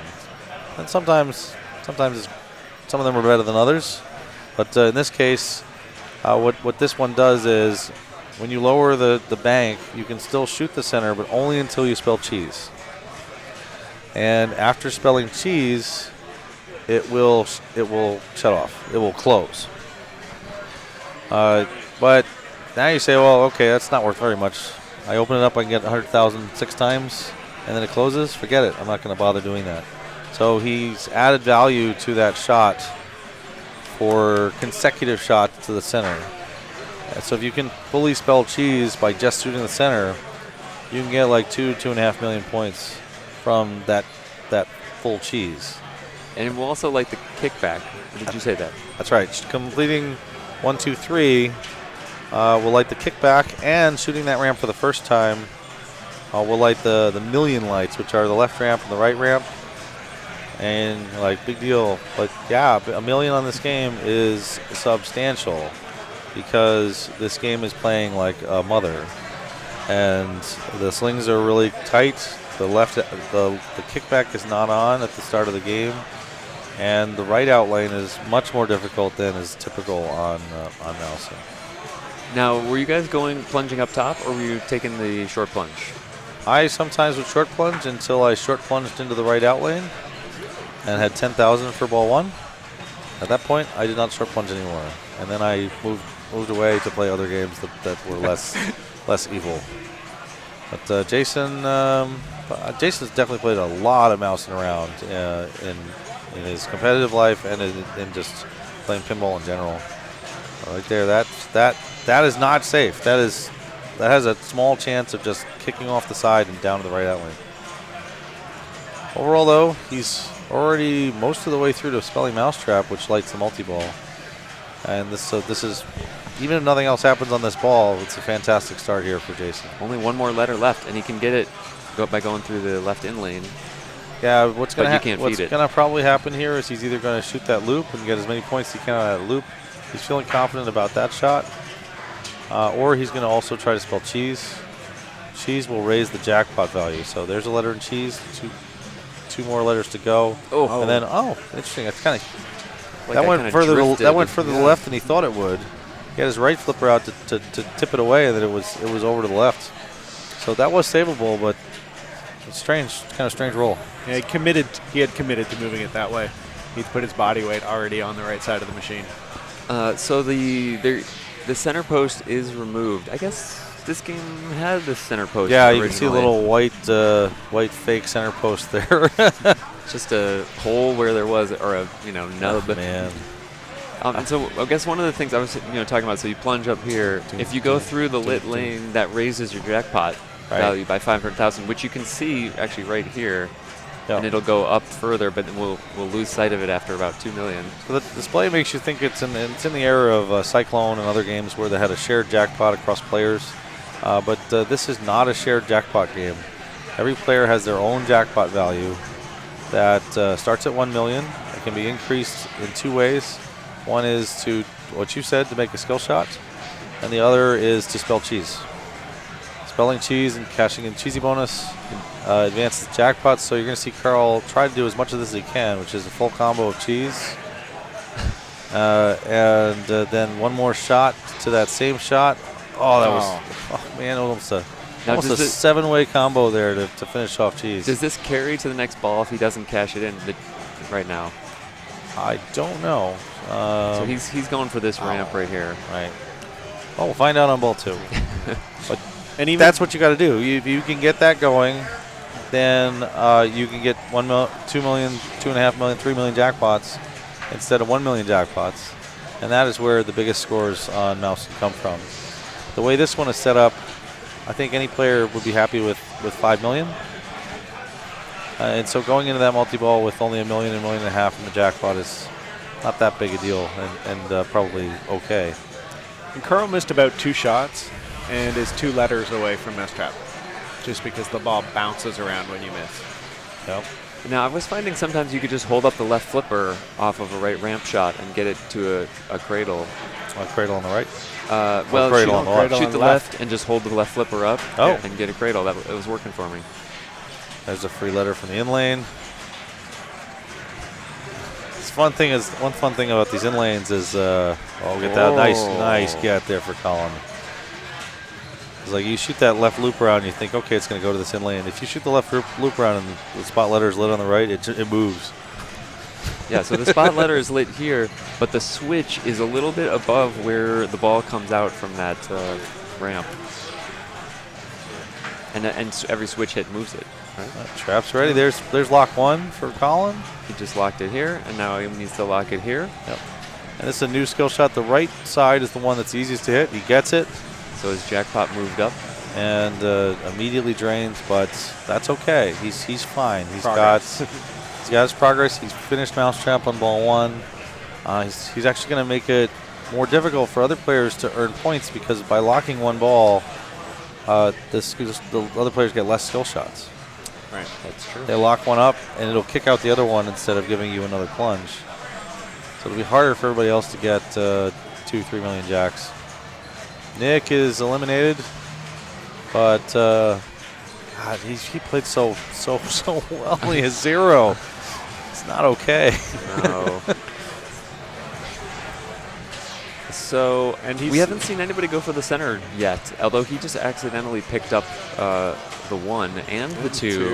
Oof. Does that progress carry? Yes. So he's gonna we'll see him go center ramp here. He just needs 1 shot. Yeah. I think I'm pretty sure the notes on Tilt Farms, it's probably adjustable, but I think they do carry.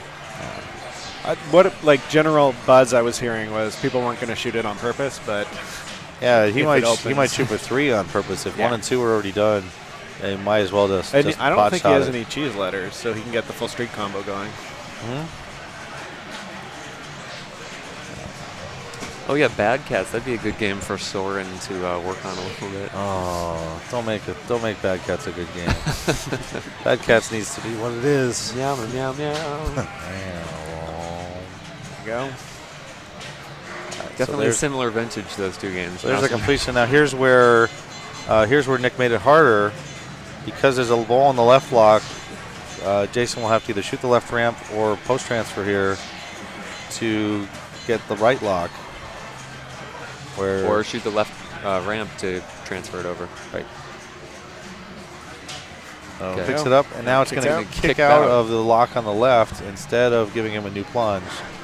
And so if you're not ready for this, sometimes players can lose a ball right there if they're not, because the game doesn't really announce it very well. You're like, oh yeah, plunge. And nope, you're dead. So now he needs to go right up here. Yep. The other option here is to complete cheese. He doesn't have any cheese letters, and his jackpot is at the lowest value. Ooh. But if you're thinking, okay, I need this, then you can go for it. We've also learned that cheese letters do not carry over, because he had most of cheese ready on ball 1. It's a little squirrely post pass there. Yeah, he picks it up. It might have been better there to shoot the right target in the lane, and then have it come back to the right flipper from there. Now there's a 2x scoring opportunity on this game. Yes, it's not common to see players shooting for it as you start multi-ball, but 2 consecutive ramps will light the target on the right for 2x scoring. It lasts 15 seconds about. So why wouldn't somebody do it right before a multi-ball like that? Because it's going to run out. Yeah. Okay. Before you can get the jackpot, your time will run out. What you would want to do is trap 1 ball. Ooh. And then double up before Nice. before that. Oh, he's lit the kickback. Now how did he do that? Or is that a different light? No, I think so. Did he get 1, 2, 3? I didn't see. No, him he didn't get 1, 2, 3. Maybe starting multi-ball lights the kickback. Now he's got the jackpot. Some Belly Williams games are like that. Doesn't he? What happens now? He put both balls back in. Both balls went back in. They don't hold. They kick back out. But he does have the jackpot lit now on the right ramp. Yeah. And it will still be ready for the next 10 seconds. So he's got 8 seconds, 7 to get it up the right ramp. Oh, yeah, he knows. Okay. He's Jason.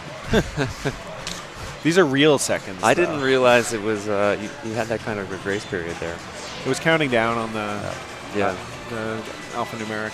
One curious thing about this game sometimes is that you can be incentivized not to take that jackpot because anytime you claim a jackpot, it'll reset the tower to you back down to 1 million. But if you had it say at 5 million, you can get into a multi-ball where you can get unlimited 5 millions. or you can take your 1.5 million on the grace period and then knock down the whole tower. I think in Maybe sort of there's like no way that he was just ignoring that in this case. maybe kind of like Adam's Family, where if you take the jackpot in the grace period, that ends. You can't score it again. Is that right? Yeah, right. If you got a jackpot during when thing was lit, you're like, yep, multi-ball's over now because you can't get your restart. So this is open now. Yeah, he's got one. He hit it once, and then he bricked it twice and gave up. By hitting it, he lit the ramps for the million now. Yeah. So he's going to concentrate probably exclusively on left and right ramps. That's coming back down. Oh no! Oh. So he lit that last cheese so that he could get both at the same time, right? Yeah, he hadn't completed million, so it would have given him points for the yeah. cheese and a million letter. We don't have the camera set up to show the million letter progress, but I believe it will stay lit, and he'll be able to continue making million letters on ball 3. He also picked up almost 1 million points in bonus, and the bonus on this game is suspiciously high. What adds to bonus? I don't know. Just kind of gives you hey, you got bonus. Oh, so cheesy bonus did carry over him. Did. And so he did pick up a completion there and a letter for the next one. So it raised. He's now up to 2 million on his jackpot value. 1 for a skill shot, 1 for completing cheese. And there's a trap letter, whether he wanted it or not. He got it. And that was deliberate, taking the last letter in mouse to light the locks. And locks are clear now. So locking it up will give him another chance at a skill. There's a bad shot there. He's got it though.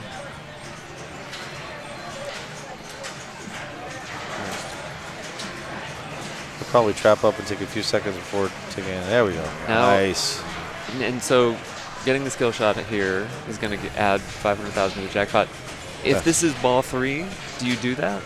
Or do you take the short plunge, maybe? I don't trust the short plunge in this game anymore after it murdered me.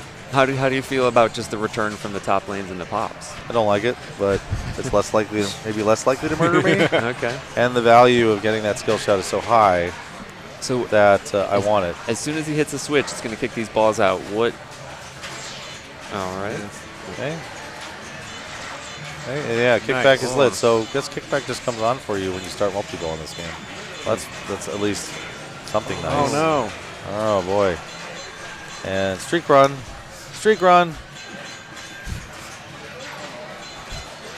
Oh, he missed the top lane completion there. And again. Huh. What would that get him at this? Bonus X. Bonus X, yeah. Streak run. No, not streak run. And so the streak is based on what, switch hits or something? To break the streak? Well, yeah, because he got 100,000 both times for the streak run there. I have to go read the post. Yeah, this is the part where we're like, okay, I don't really get it. Now we'll see how much this is worth. All right, wasn't bad. But now the gate comes up again. Yeah. So he's done with he's done streaking. He's got 2.5 million. Back to mousetrap letters. And the ramps are lit. The ramps are lit now for those million letters. So given his success at shooting the right ramp, I'm going to expect him to right ramp out a bunch more here and try to complete million. If he has, oh my goodness, that was wow! All sorts of stuff happened there at once. And then the M and the O to complete mousetrap. Oh my goodness! Oh wow! And he's got over 3 mil. So 5 million is a really good target on this game. Those are both great scores. And if it holds up the way it is, Jason and Carl will be through to the next round. They need. But Colin needs to come all the way through to win this game. He could have a chance to force a tiebreaker with Carl if Carl finishes last, but it's not looking that way. That was very nice. Great start. Oh, it didn't go in the lock. Good decision. He gets the honor of relocking. Yep. So Relocking. Extra skill shots. More skill shots. This one is the hardest one. Yeah. It seems to go in the right all the time. The momentum. So this is a game where lock clearing by your opponents actually helps you in some ways. Mm-hmm. Doesn't seem like anyone really has that skill shot down. No. No, I found you get it to the right with the right amount of force. But otherwise, it's pretty. Seems a pretty little random. bit lucky, yeah.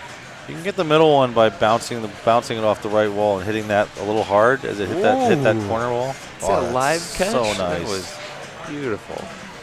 Out of the lock, just stuck it to the right flipper. There's that kickback. Collins. Oh Nice. my God. Wow. Now he needs that left lock. Oh, there nice. you go. Up and Hey, under. who does that? Nobody does that. You know, Now- just up and under. Why not? Just why not? Just fire away. I think by firing away he cost himself there. Like, the other ball is in play. They collided with each other. One of them went down. He's got 6 seconds left on the jackpot. He's not looking good here. It could happen. Oh, it's gone. Oh dear. Oh. That was that he was firing for it, and the kick out from the left came in and collided with his shot. Yeah, it feels like the right thing to do, but it's usually not. Probably should have hung on to it a little bit. You hang on to the ball, let the fast kick out come and handle it. Get yourself back under some control. You don't have to have full control, but you have to avoid that specific thing of having two balls collide. That's how double drains happen. That's how that one ended. Yeah. Man, he's Ooh. like right back to mousetrap again. Only 3 letters to go. That's always scary. The bounce pass, like the over-the-shoulder bounce pass. It was nice. Easy, and he's got 3x multiplier, so he'll get a lot of bonus at the end of this ball.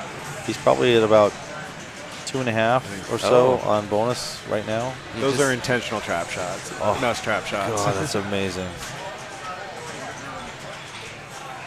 Also, continued great decision making about when to bounce over to a catch is right, and when to shoot for it. Both Colin and Carl just lit mousetrap within 10 seconds after ending There's that a multi-ball. skill shot. Boom.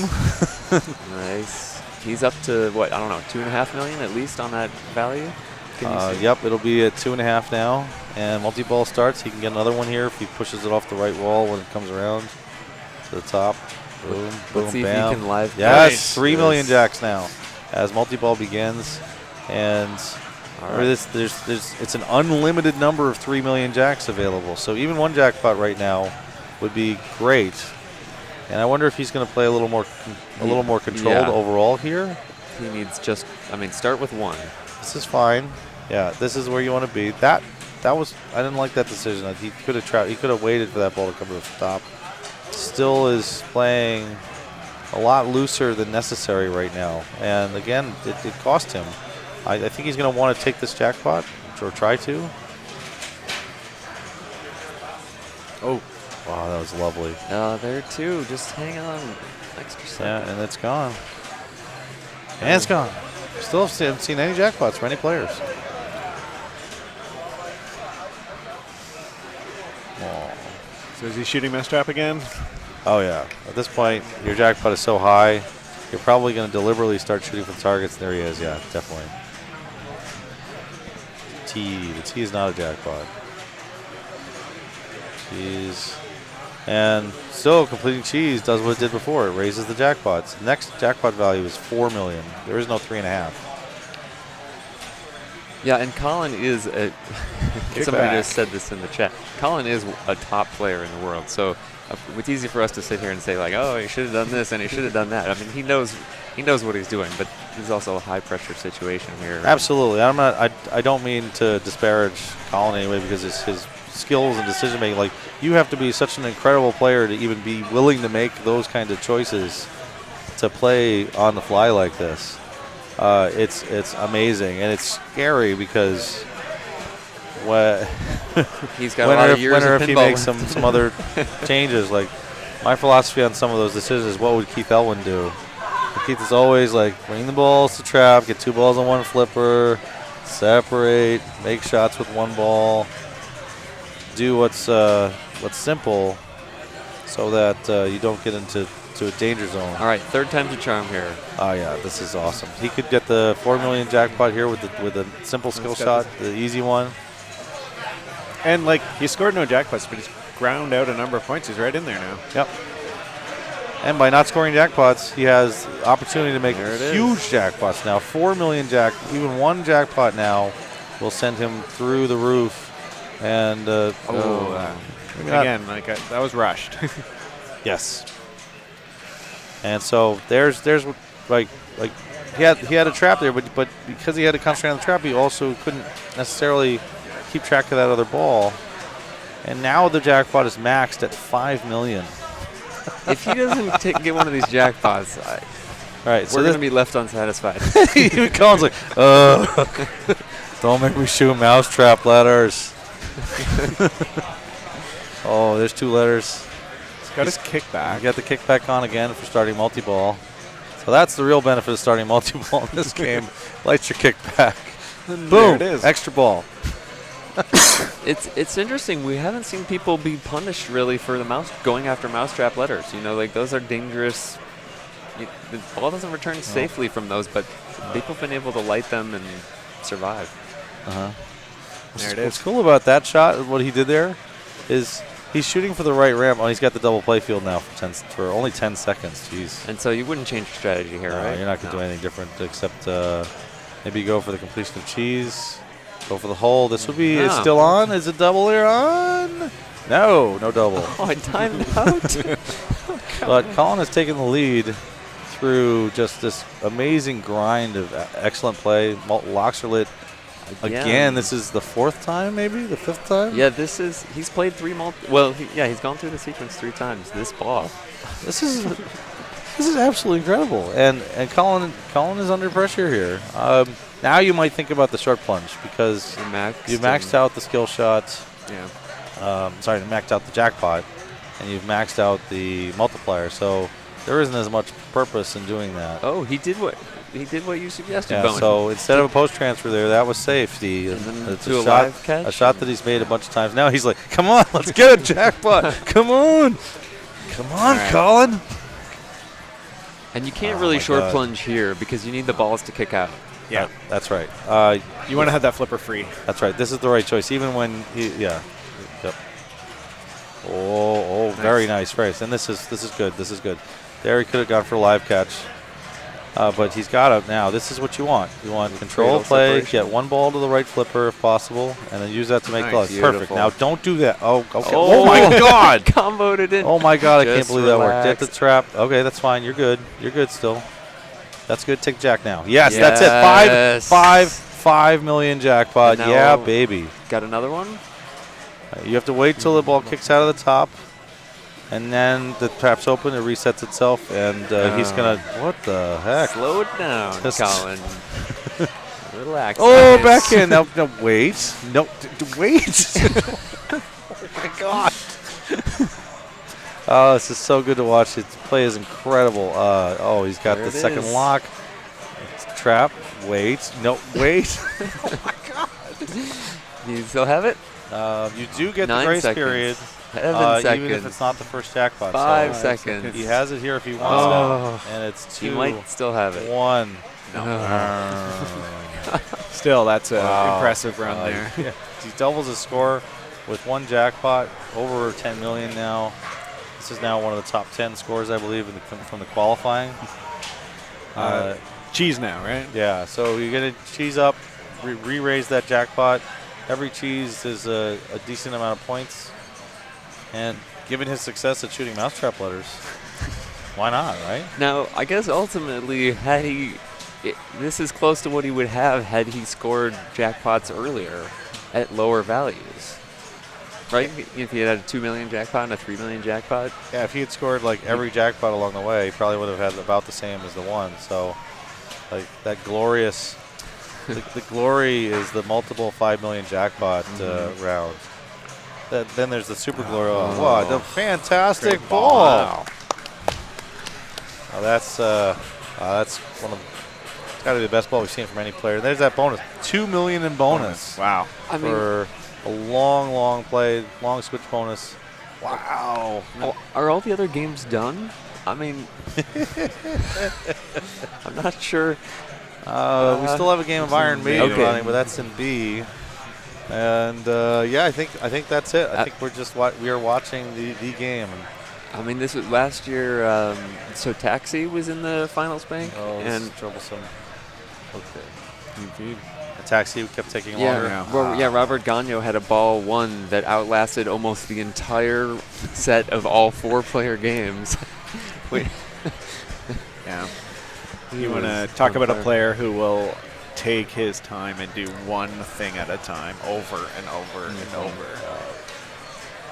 All right, so Jason and Carl are kind of chasing each other here. That's right. If Carl beats Jason here, and Jason's player 1, if Carl beats Jason, Carl cannot be eliminated no matter what happens here. And if Jason beats Carl, Jason moves to the next round regardless of We what have the happens. setup for 7-7-7 if Carl takes the second here. You're absolutely right. We could be seeing a 4th game between these 3 players. Nick didn't.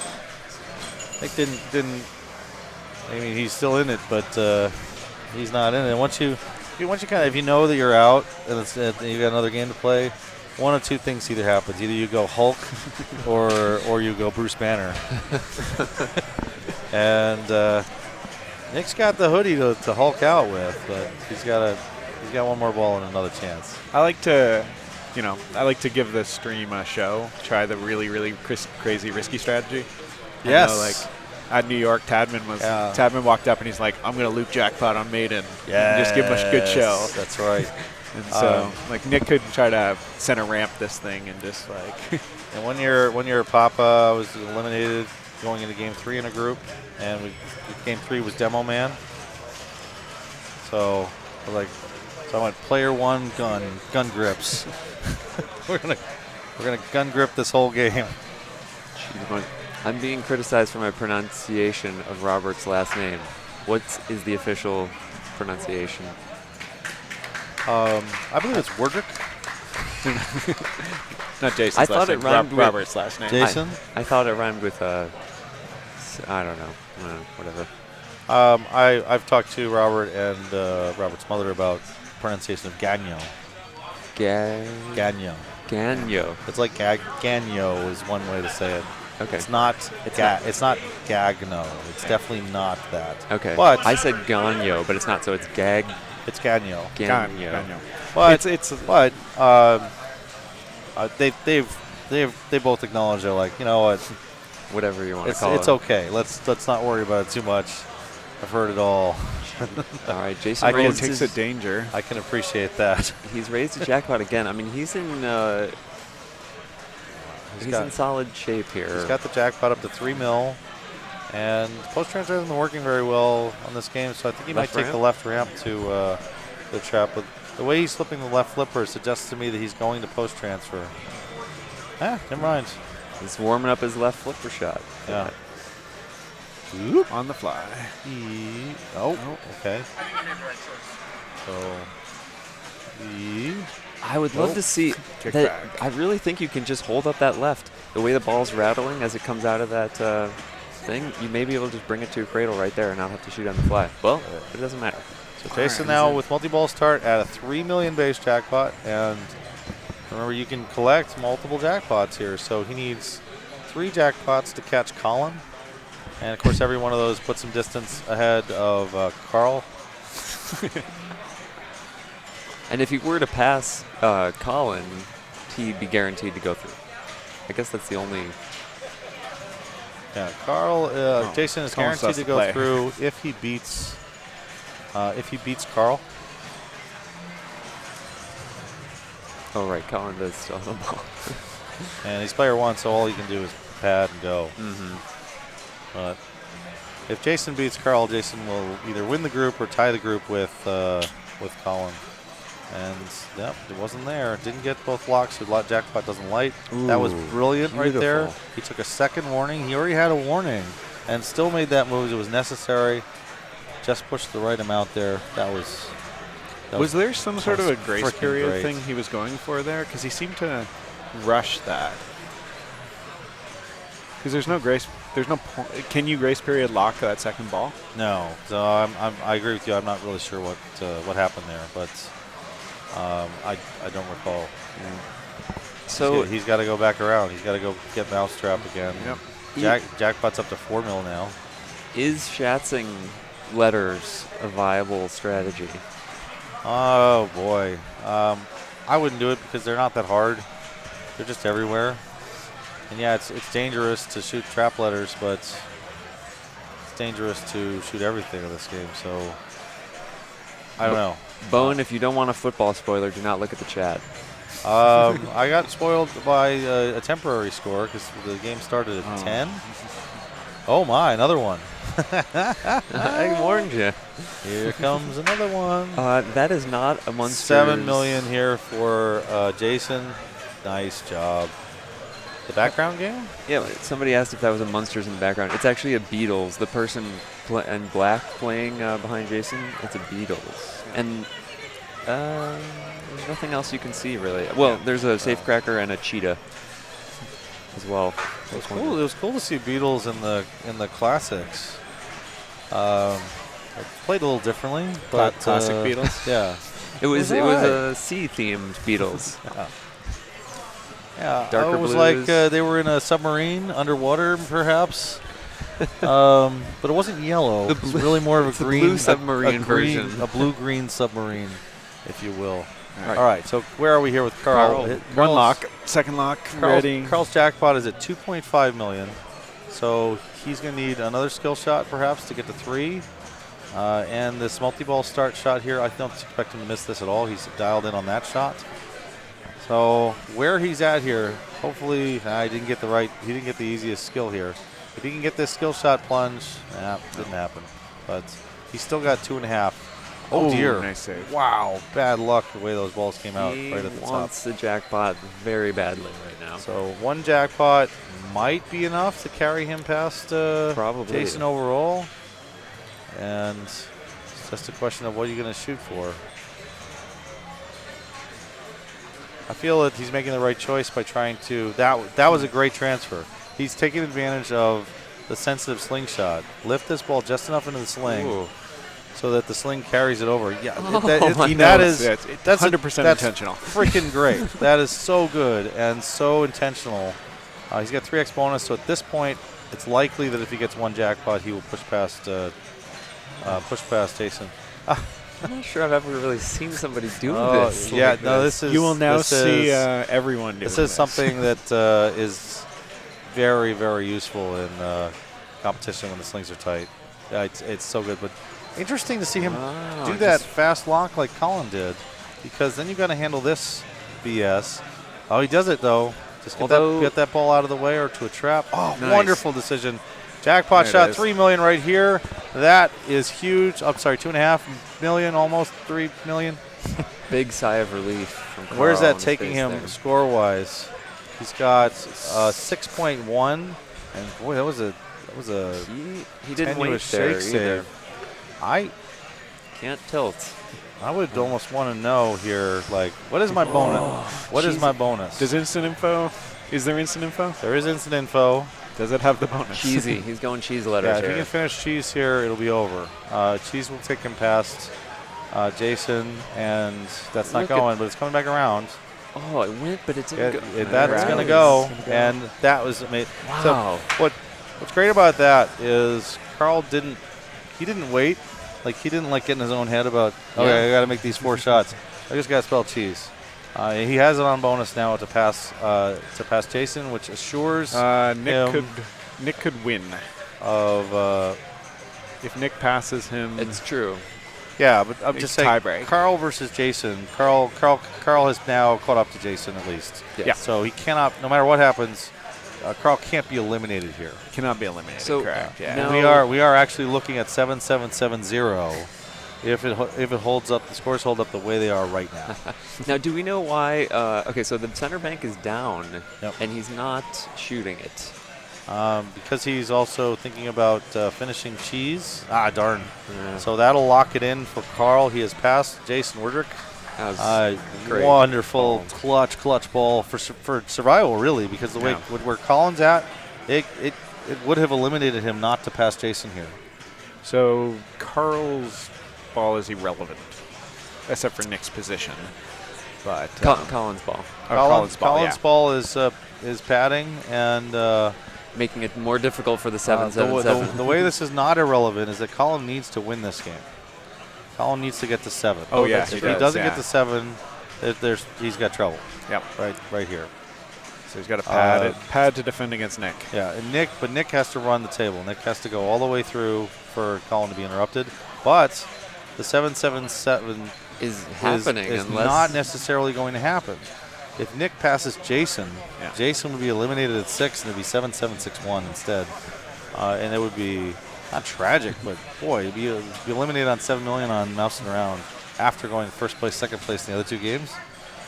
That'd be pretty messed up. Do you guys, if you have 0 points going into game 3, do you go last still, or do you pick a different position? I pick whatever position is still relevant to me because I don't want to interfere. Well, so I was in a situation yesterday in Classics where I had 0 points going in the last game, and I went first because then I wouldn't be going last with the ability to knock somebody out or get somebody through. Yeah, bonus. I wonder if bonus holds from one ball to another because that's 800,000 bonus. Yeah. That's crazy. How did that bonus get so big? He didn't play that long. Must carry. I don't know. Must carry ball to ball. I honestly don't know how the bonus is scored at all in this game. It just shows you at the end of your turn, like, here's your bonus. All right, the chat wants a 1-ball playoff on Blackwater. We can do that. Talking about Whitewater? Take the mobile rig over to the other side and get some Blackwater going. So Nick might consider going for the number 3 target first and get his kickback blitz. Nice nudge. This guy, the outlanes. Yeah, this Nick's score in this round is not a very good indicator at all of his skill in this round. Gosh, so many great nudges and saves. Like nice. that right there. That was dead. That was probably dead, and instead it's like, yeah, no problem. And he somehow knows the threshold. Like, he doesn't get dangers. And he knows when it's dangerous. Like, a lot of people won't even make a shake there because they're like, this is no big deal. It's just on the top of a sling. And then they're in the left out lane before they even notice that it's trouble. Oh, he got the center lane skill shot. Nick's jackpot is at 1.5 only. Will multi-ball reset his 1-2-3 progress? No, it will continue his progress, so he can finish 1, 2, 3, and all of that entails, which is whatever it does. That was awesome. Right? Live catch with a little tip over to the other side. Beautiful, beautiful play there. And he's going to take what he can get. The right thing to do here is just going to kick it over. Just off hang the ball. out, wait for the ball to come back to you. That's fine. That's fine. Completing 1, 2, 3 will relight the kickback. Oh, nice little tip there. Oh, and even saving that, and even letting that go, that's the right choice too, because getting yourself super unplugged and screwed up could have tossed that over.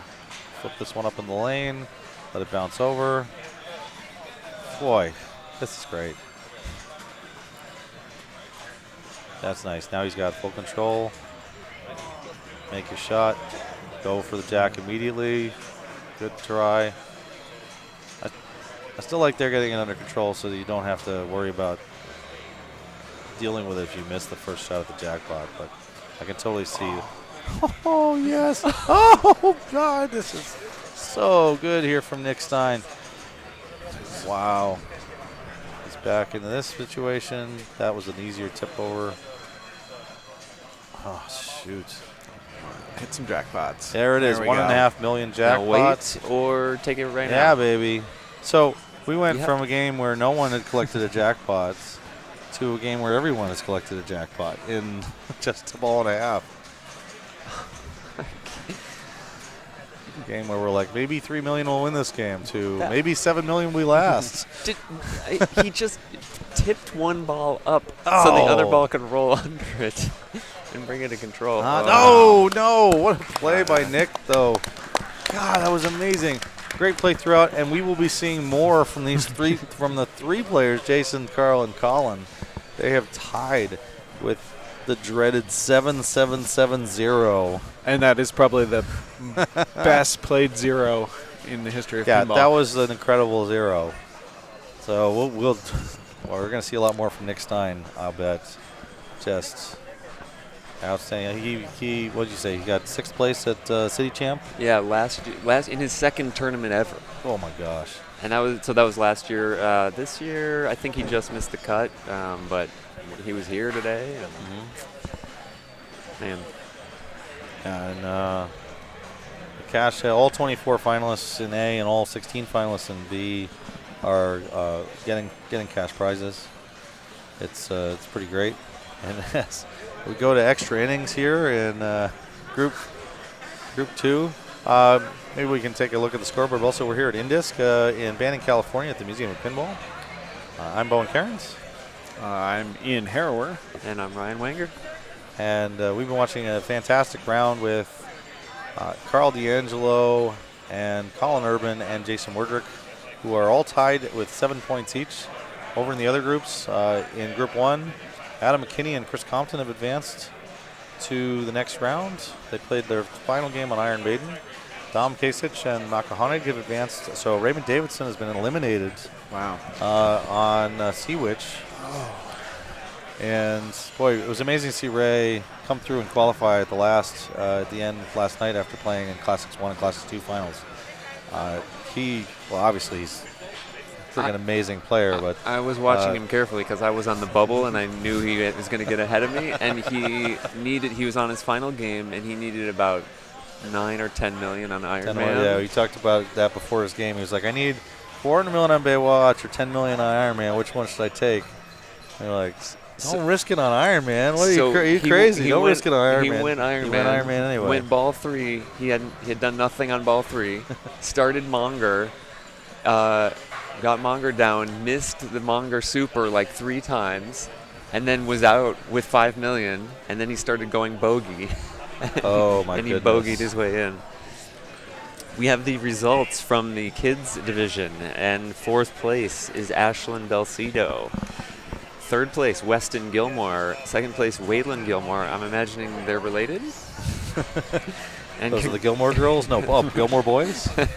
Congratulations to Jaden Lavigna, who got 1st place in the kids division. What was that, $10,000? Yes, $10,000 and a trip to Disneyland. Maybe. So yeah, and in Group 4, we had Todd Prext and Jermaine Mariol advanced. Strong run by Jermaine there. 2 firsts and a second.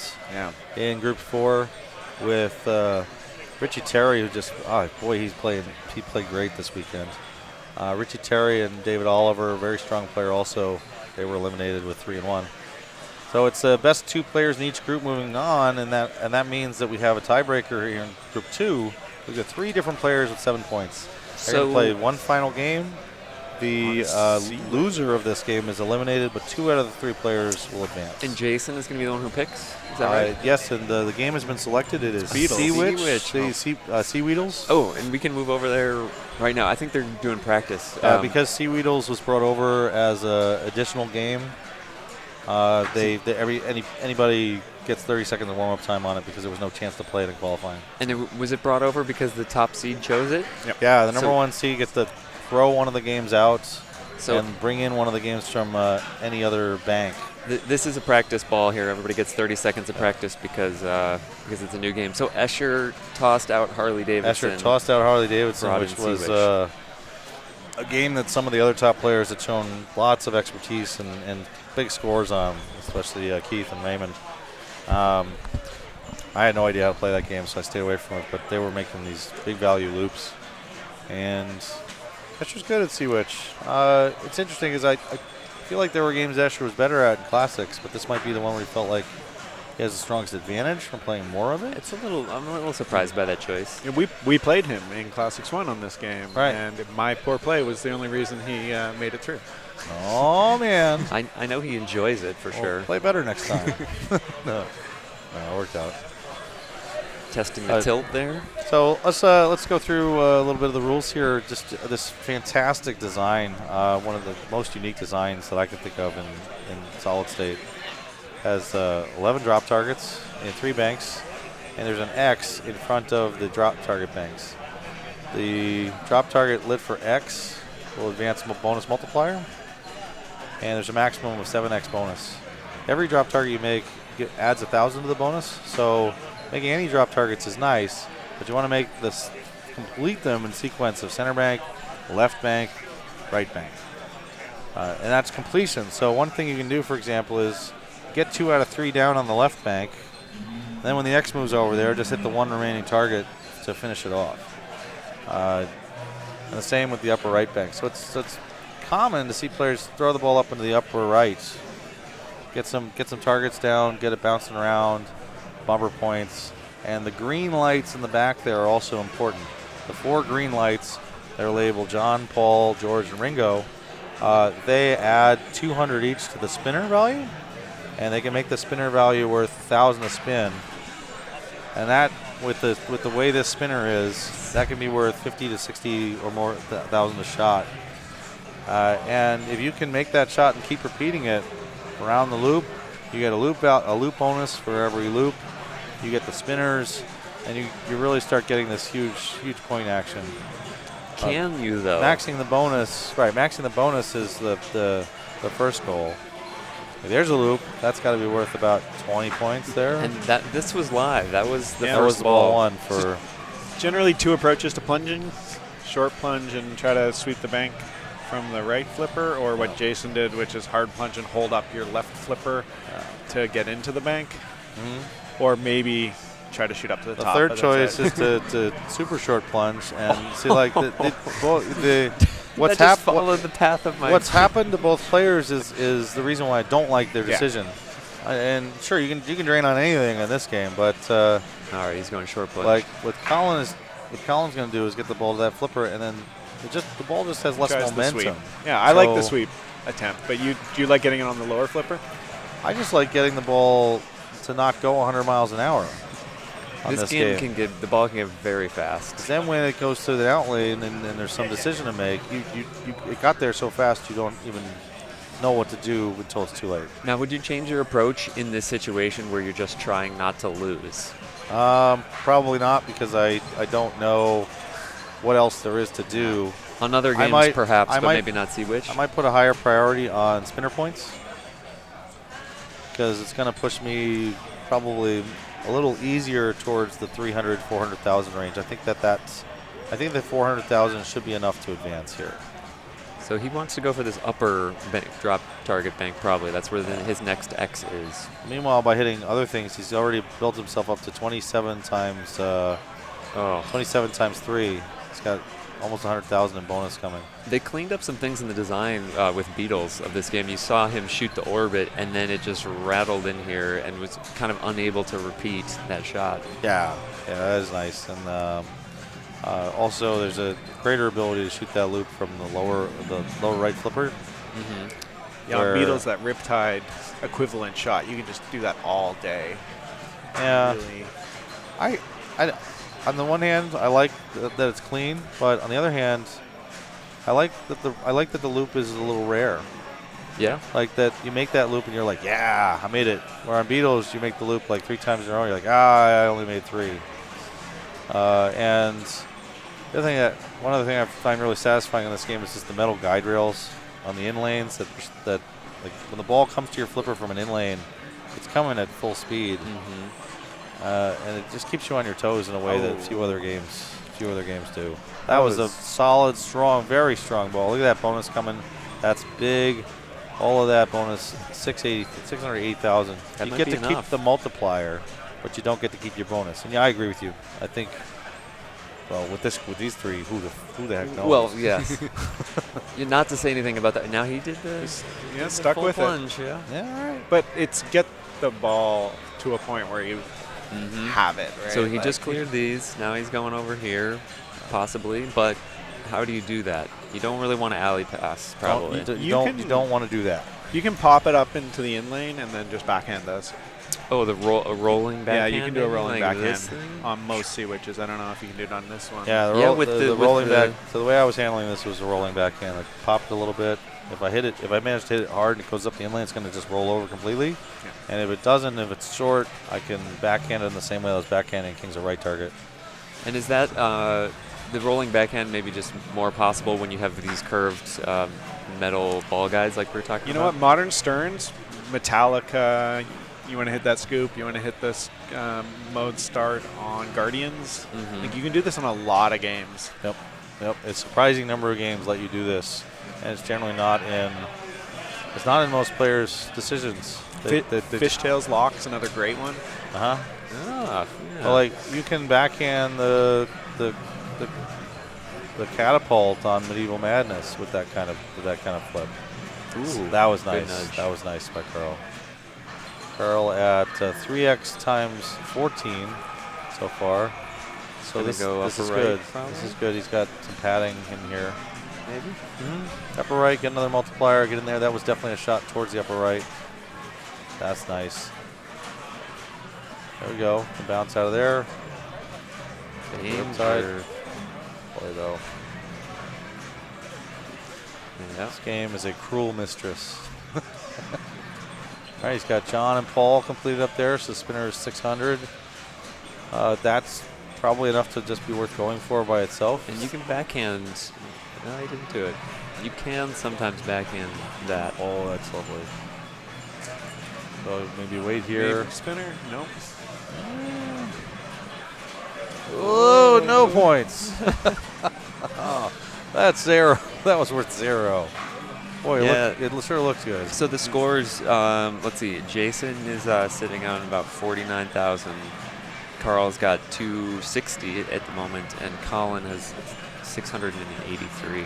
Completed the top bank, got to his 4x. Yeah, he's got 4x20, and then the other thing that happens when you finish all 3 drop target banks on the same ball, you light the loops for 2x loop value, and then usually at that point, it's an indication that it's time to drain. That you've done all you could, and it's time to go. Colin, though, yeah, Colin's sitting pretty here. I mean, you can tell what it takes to get 700,000 on one ball because he did it already. But that's what Jason has to do. Jason has to put 700,000 on ball 3, or Colin is advancing.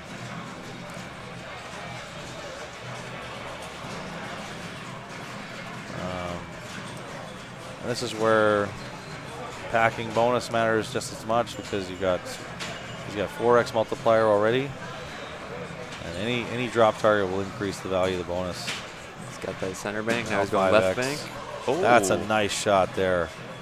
Nice. Oh. And Colin with familiarity on Sea Witch from the Portland, Oregon area.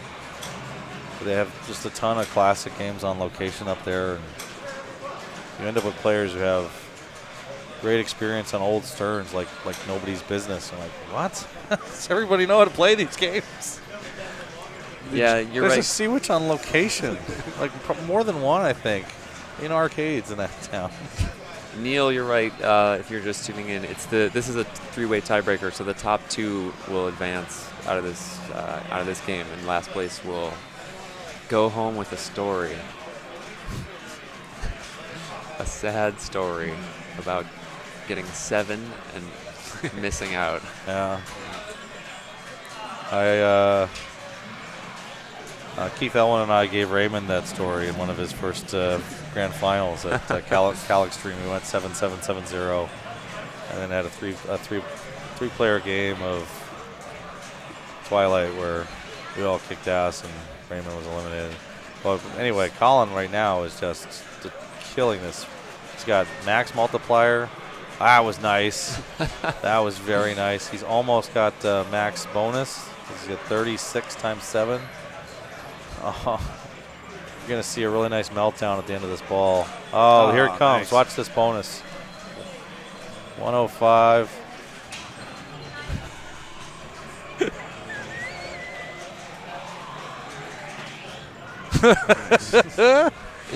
Almost 300,000 in bonus there for Colin. So the top qualifying score yesterday was 2 million, I think, or maybe it was the day before. So 1.3 on 2 balls in the finals is legit. Oh man, that's an epic game. I don't recall if Colin was playing it in classics either the last 2 days, but he clearly knows exactly what's up with this game. It was actually Nick Stein who had the 2 million. Wow. Get out of there. So Jason here needs to beat 387,000 for the tiebreaker to continue. And realistically, he needs quite a bit more than that to still need to pass and outpace Carl's there ball. was a little that rolling was back. lovely. That top target on that bank is quite nice for that. Ooh, Nice. Ooh, I was wondering if you might not flip. I don't think I've ever not flipped on that in my life. I don't know. Did he do that on purpose? Well, yeah. I mean, I think you're putting the ball out of control. A loop shot there isn't going to get you what you need. You know, true. he needs to survive. You also get some pretty good value for completing banks that aren't the lit bank. So like right now, that center bank has a flashing But that purple time light he on did it. So maybe. He may have been trying to complete that bank. No, that flashing red, is that anything we care about? Yeah, so that's going to score the loop value if he completes that bank. And how do we know what the loop value is? It's all the purple lights around the back. Each purple light is worth a certain amount. Oh, incredible. Saved his tournament life right here on ball 3. Jason Werdrick with just an absolutely epic save. Man. He has he has the ball back under control. Oh my God! We need an instant replay on that one eventually. Wow, this is. He has been clutch. I mean, yesterday he had like 70,000 on his last ball of bow and arrow to force a tiebreaker. Last player, last ball. Made it happen, Oh, so nice. and then won the tiebreak. This is why I don't watch my opponents play while playing a game. Because all that happens, you're just like, oh, he's still going. He's not dead. Ooh, it Oh caught my the insert God. there.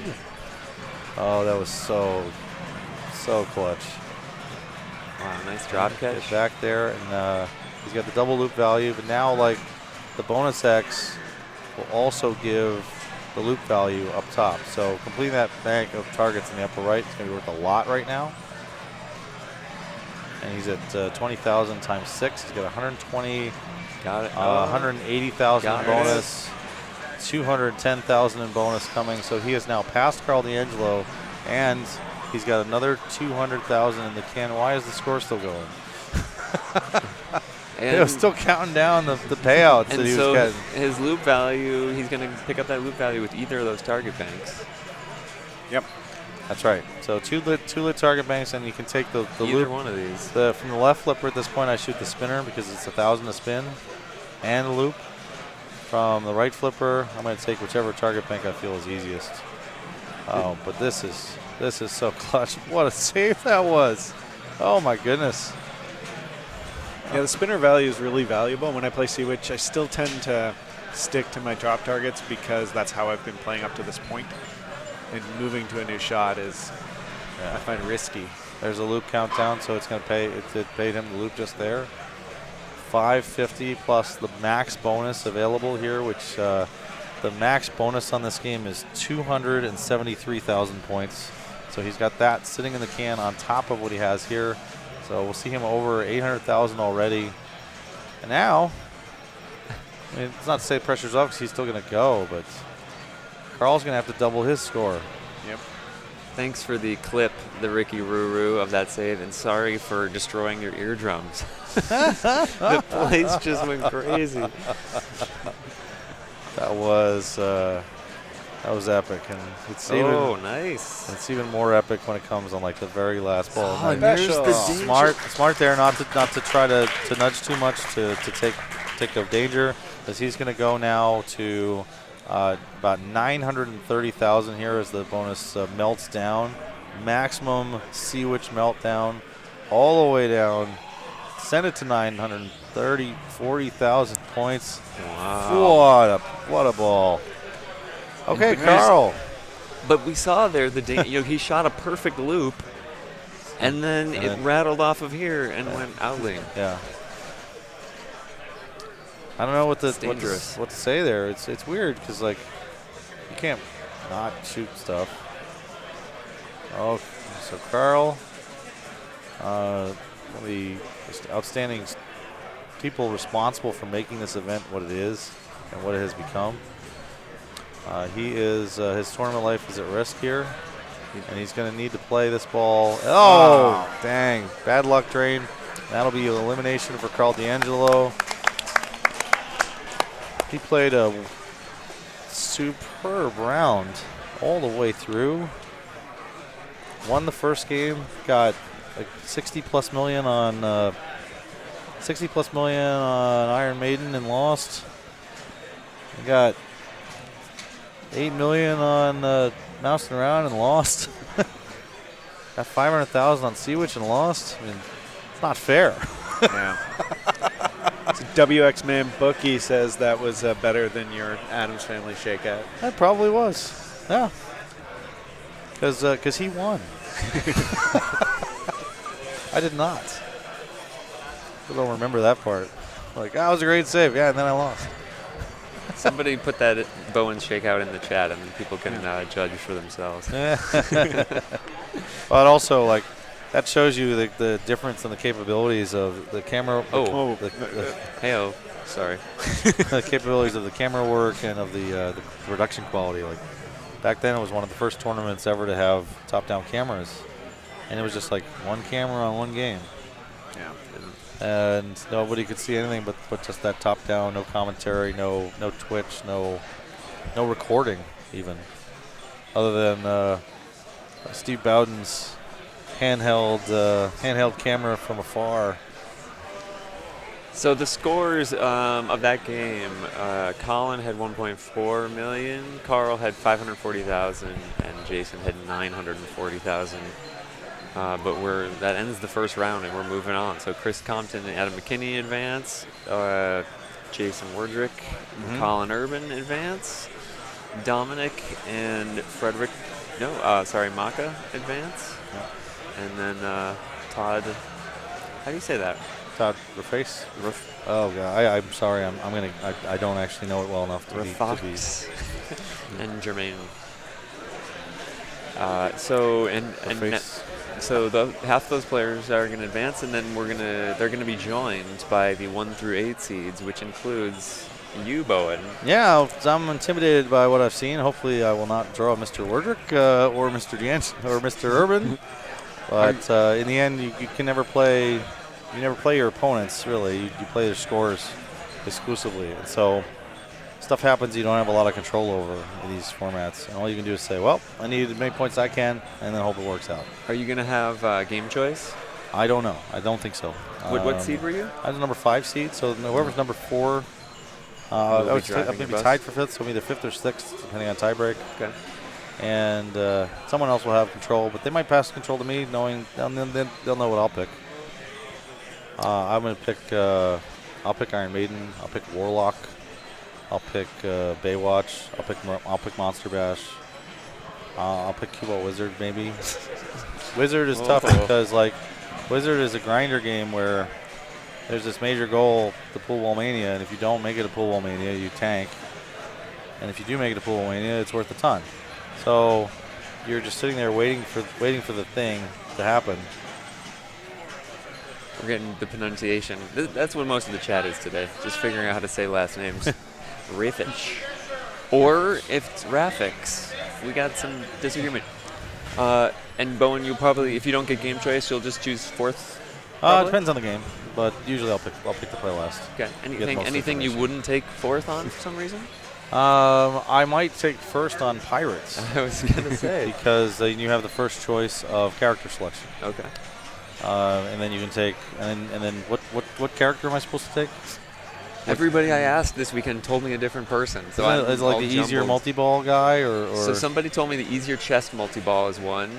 There's also like the easier Dead Man's Tail guy, but the settings also say that Dead Man's Tail is more difficult. So I don't know if that balances out. And then it's easier. So now it's not easier, but it is easier. And then there's the have a mode start lit all the time. That's maybe. That's a good one, but the mode points are not as strong as the multi-ball points. Yeah. And if you're playing for multi-balls, you're gonna light modes anyway during the multi-ball just by bouncing around and then going in there. So it's not as useful. Somebody to me suggested there's a There's character one- who gives you an add-a-ball when you're on the ship. Yeah, in that's single not ball a good play. choice because it secretly also halves your points during that multi-ball, Oh. which you can find on the status report, but not in the character selection screen. Ah, all right. But I do see people select that a lot. I don't think it's a good choice. Okay. There's the character that can't be plundered. Yeah. You want to save your gold? Yeah. All right. Well, I'm gonna head out, and it was an honor to talk with you about this All right, and to yeah. watch this Thanks amazing first round. And if that's just the beginning of the day, we're gonna see. So we got one more round. Then we take a break for the women's final. Then it'll be a resumption of the final semifinals and finals of A and B. Well, thank you, Bowen. It was an honor having you in the booth, and good Thanks. luck. All Thanks, right. everybody. Good Bye. luck. Thanks for all the comment shout-outs. It was getting warm in here. I had to take my jacket off. All right. Hacker Apple may be one of the most frequent orderers of comment bulbs. I don't know what you're doing over there, Hacker, but you've got a lot of good.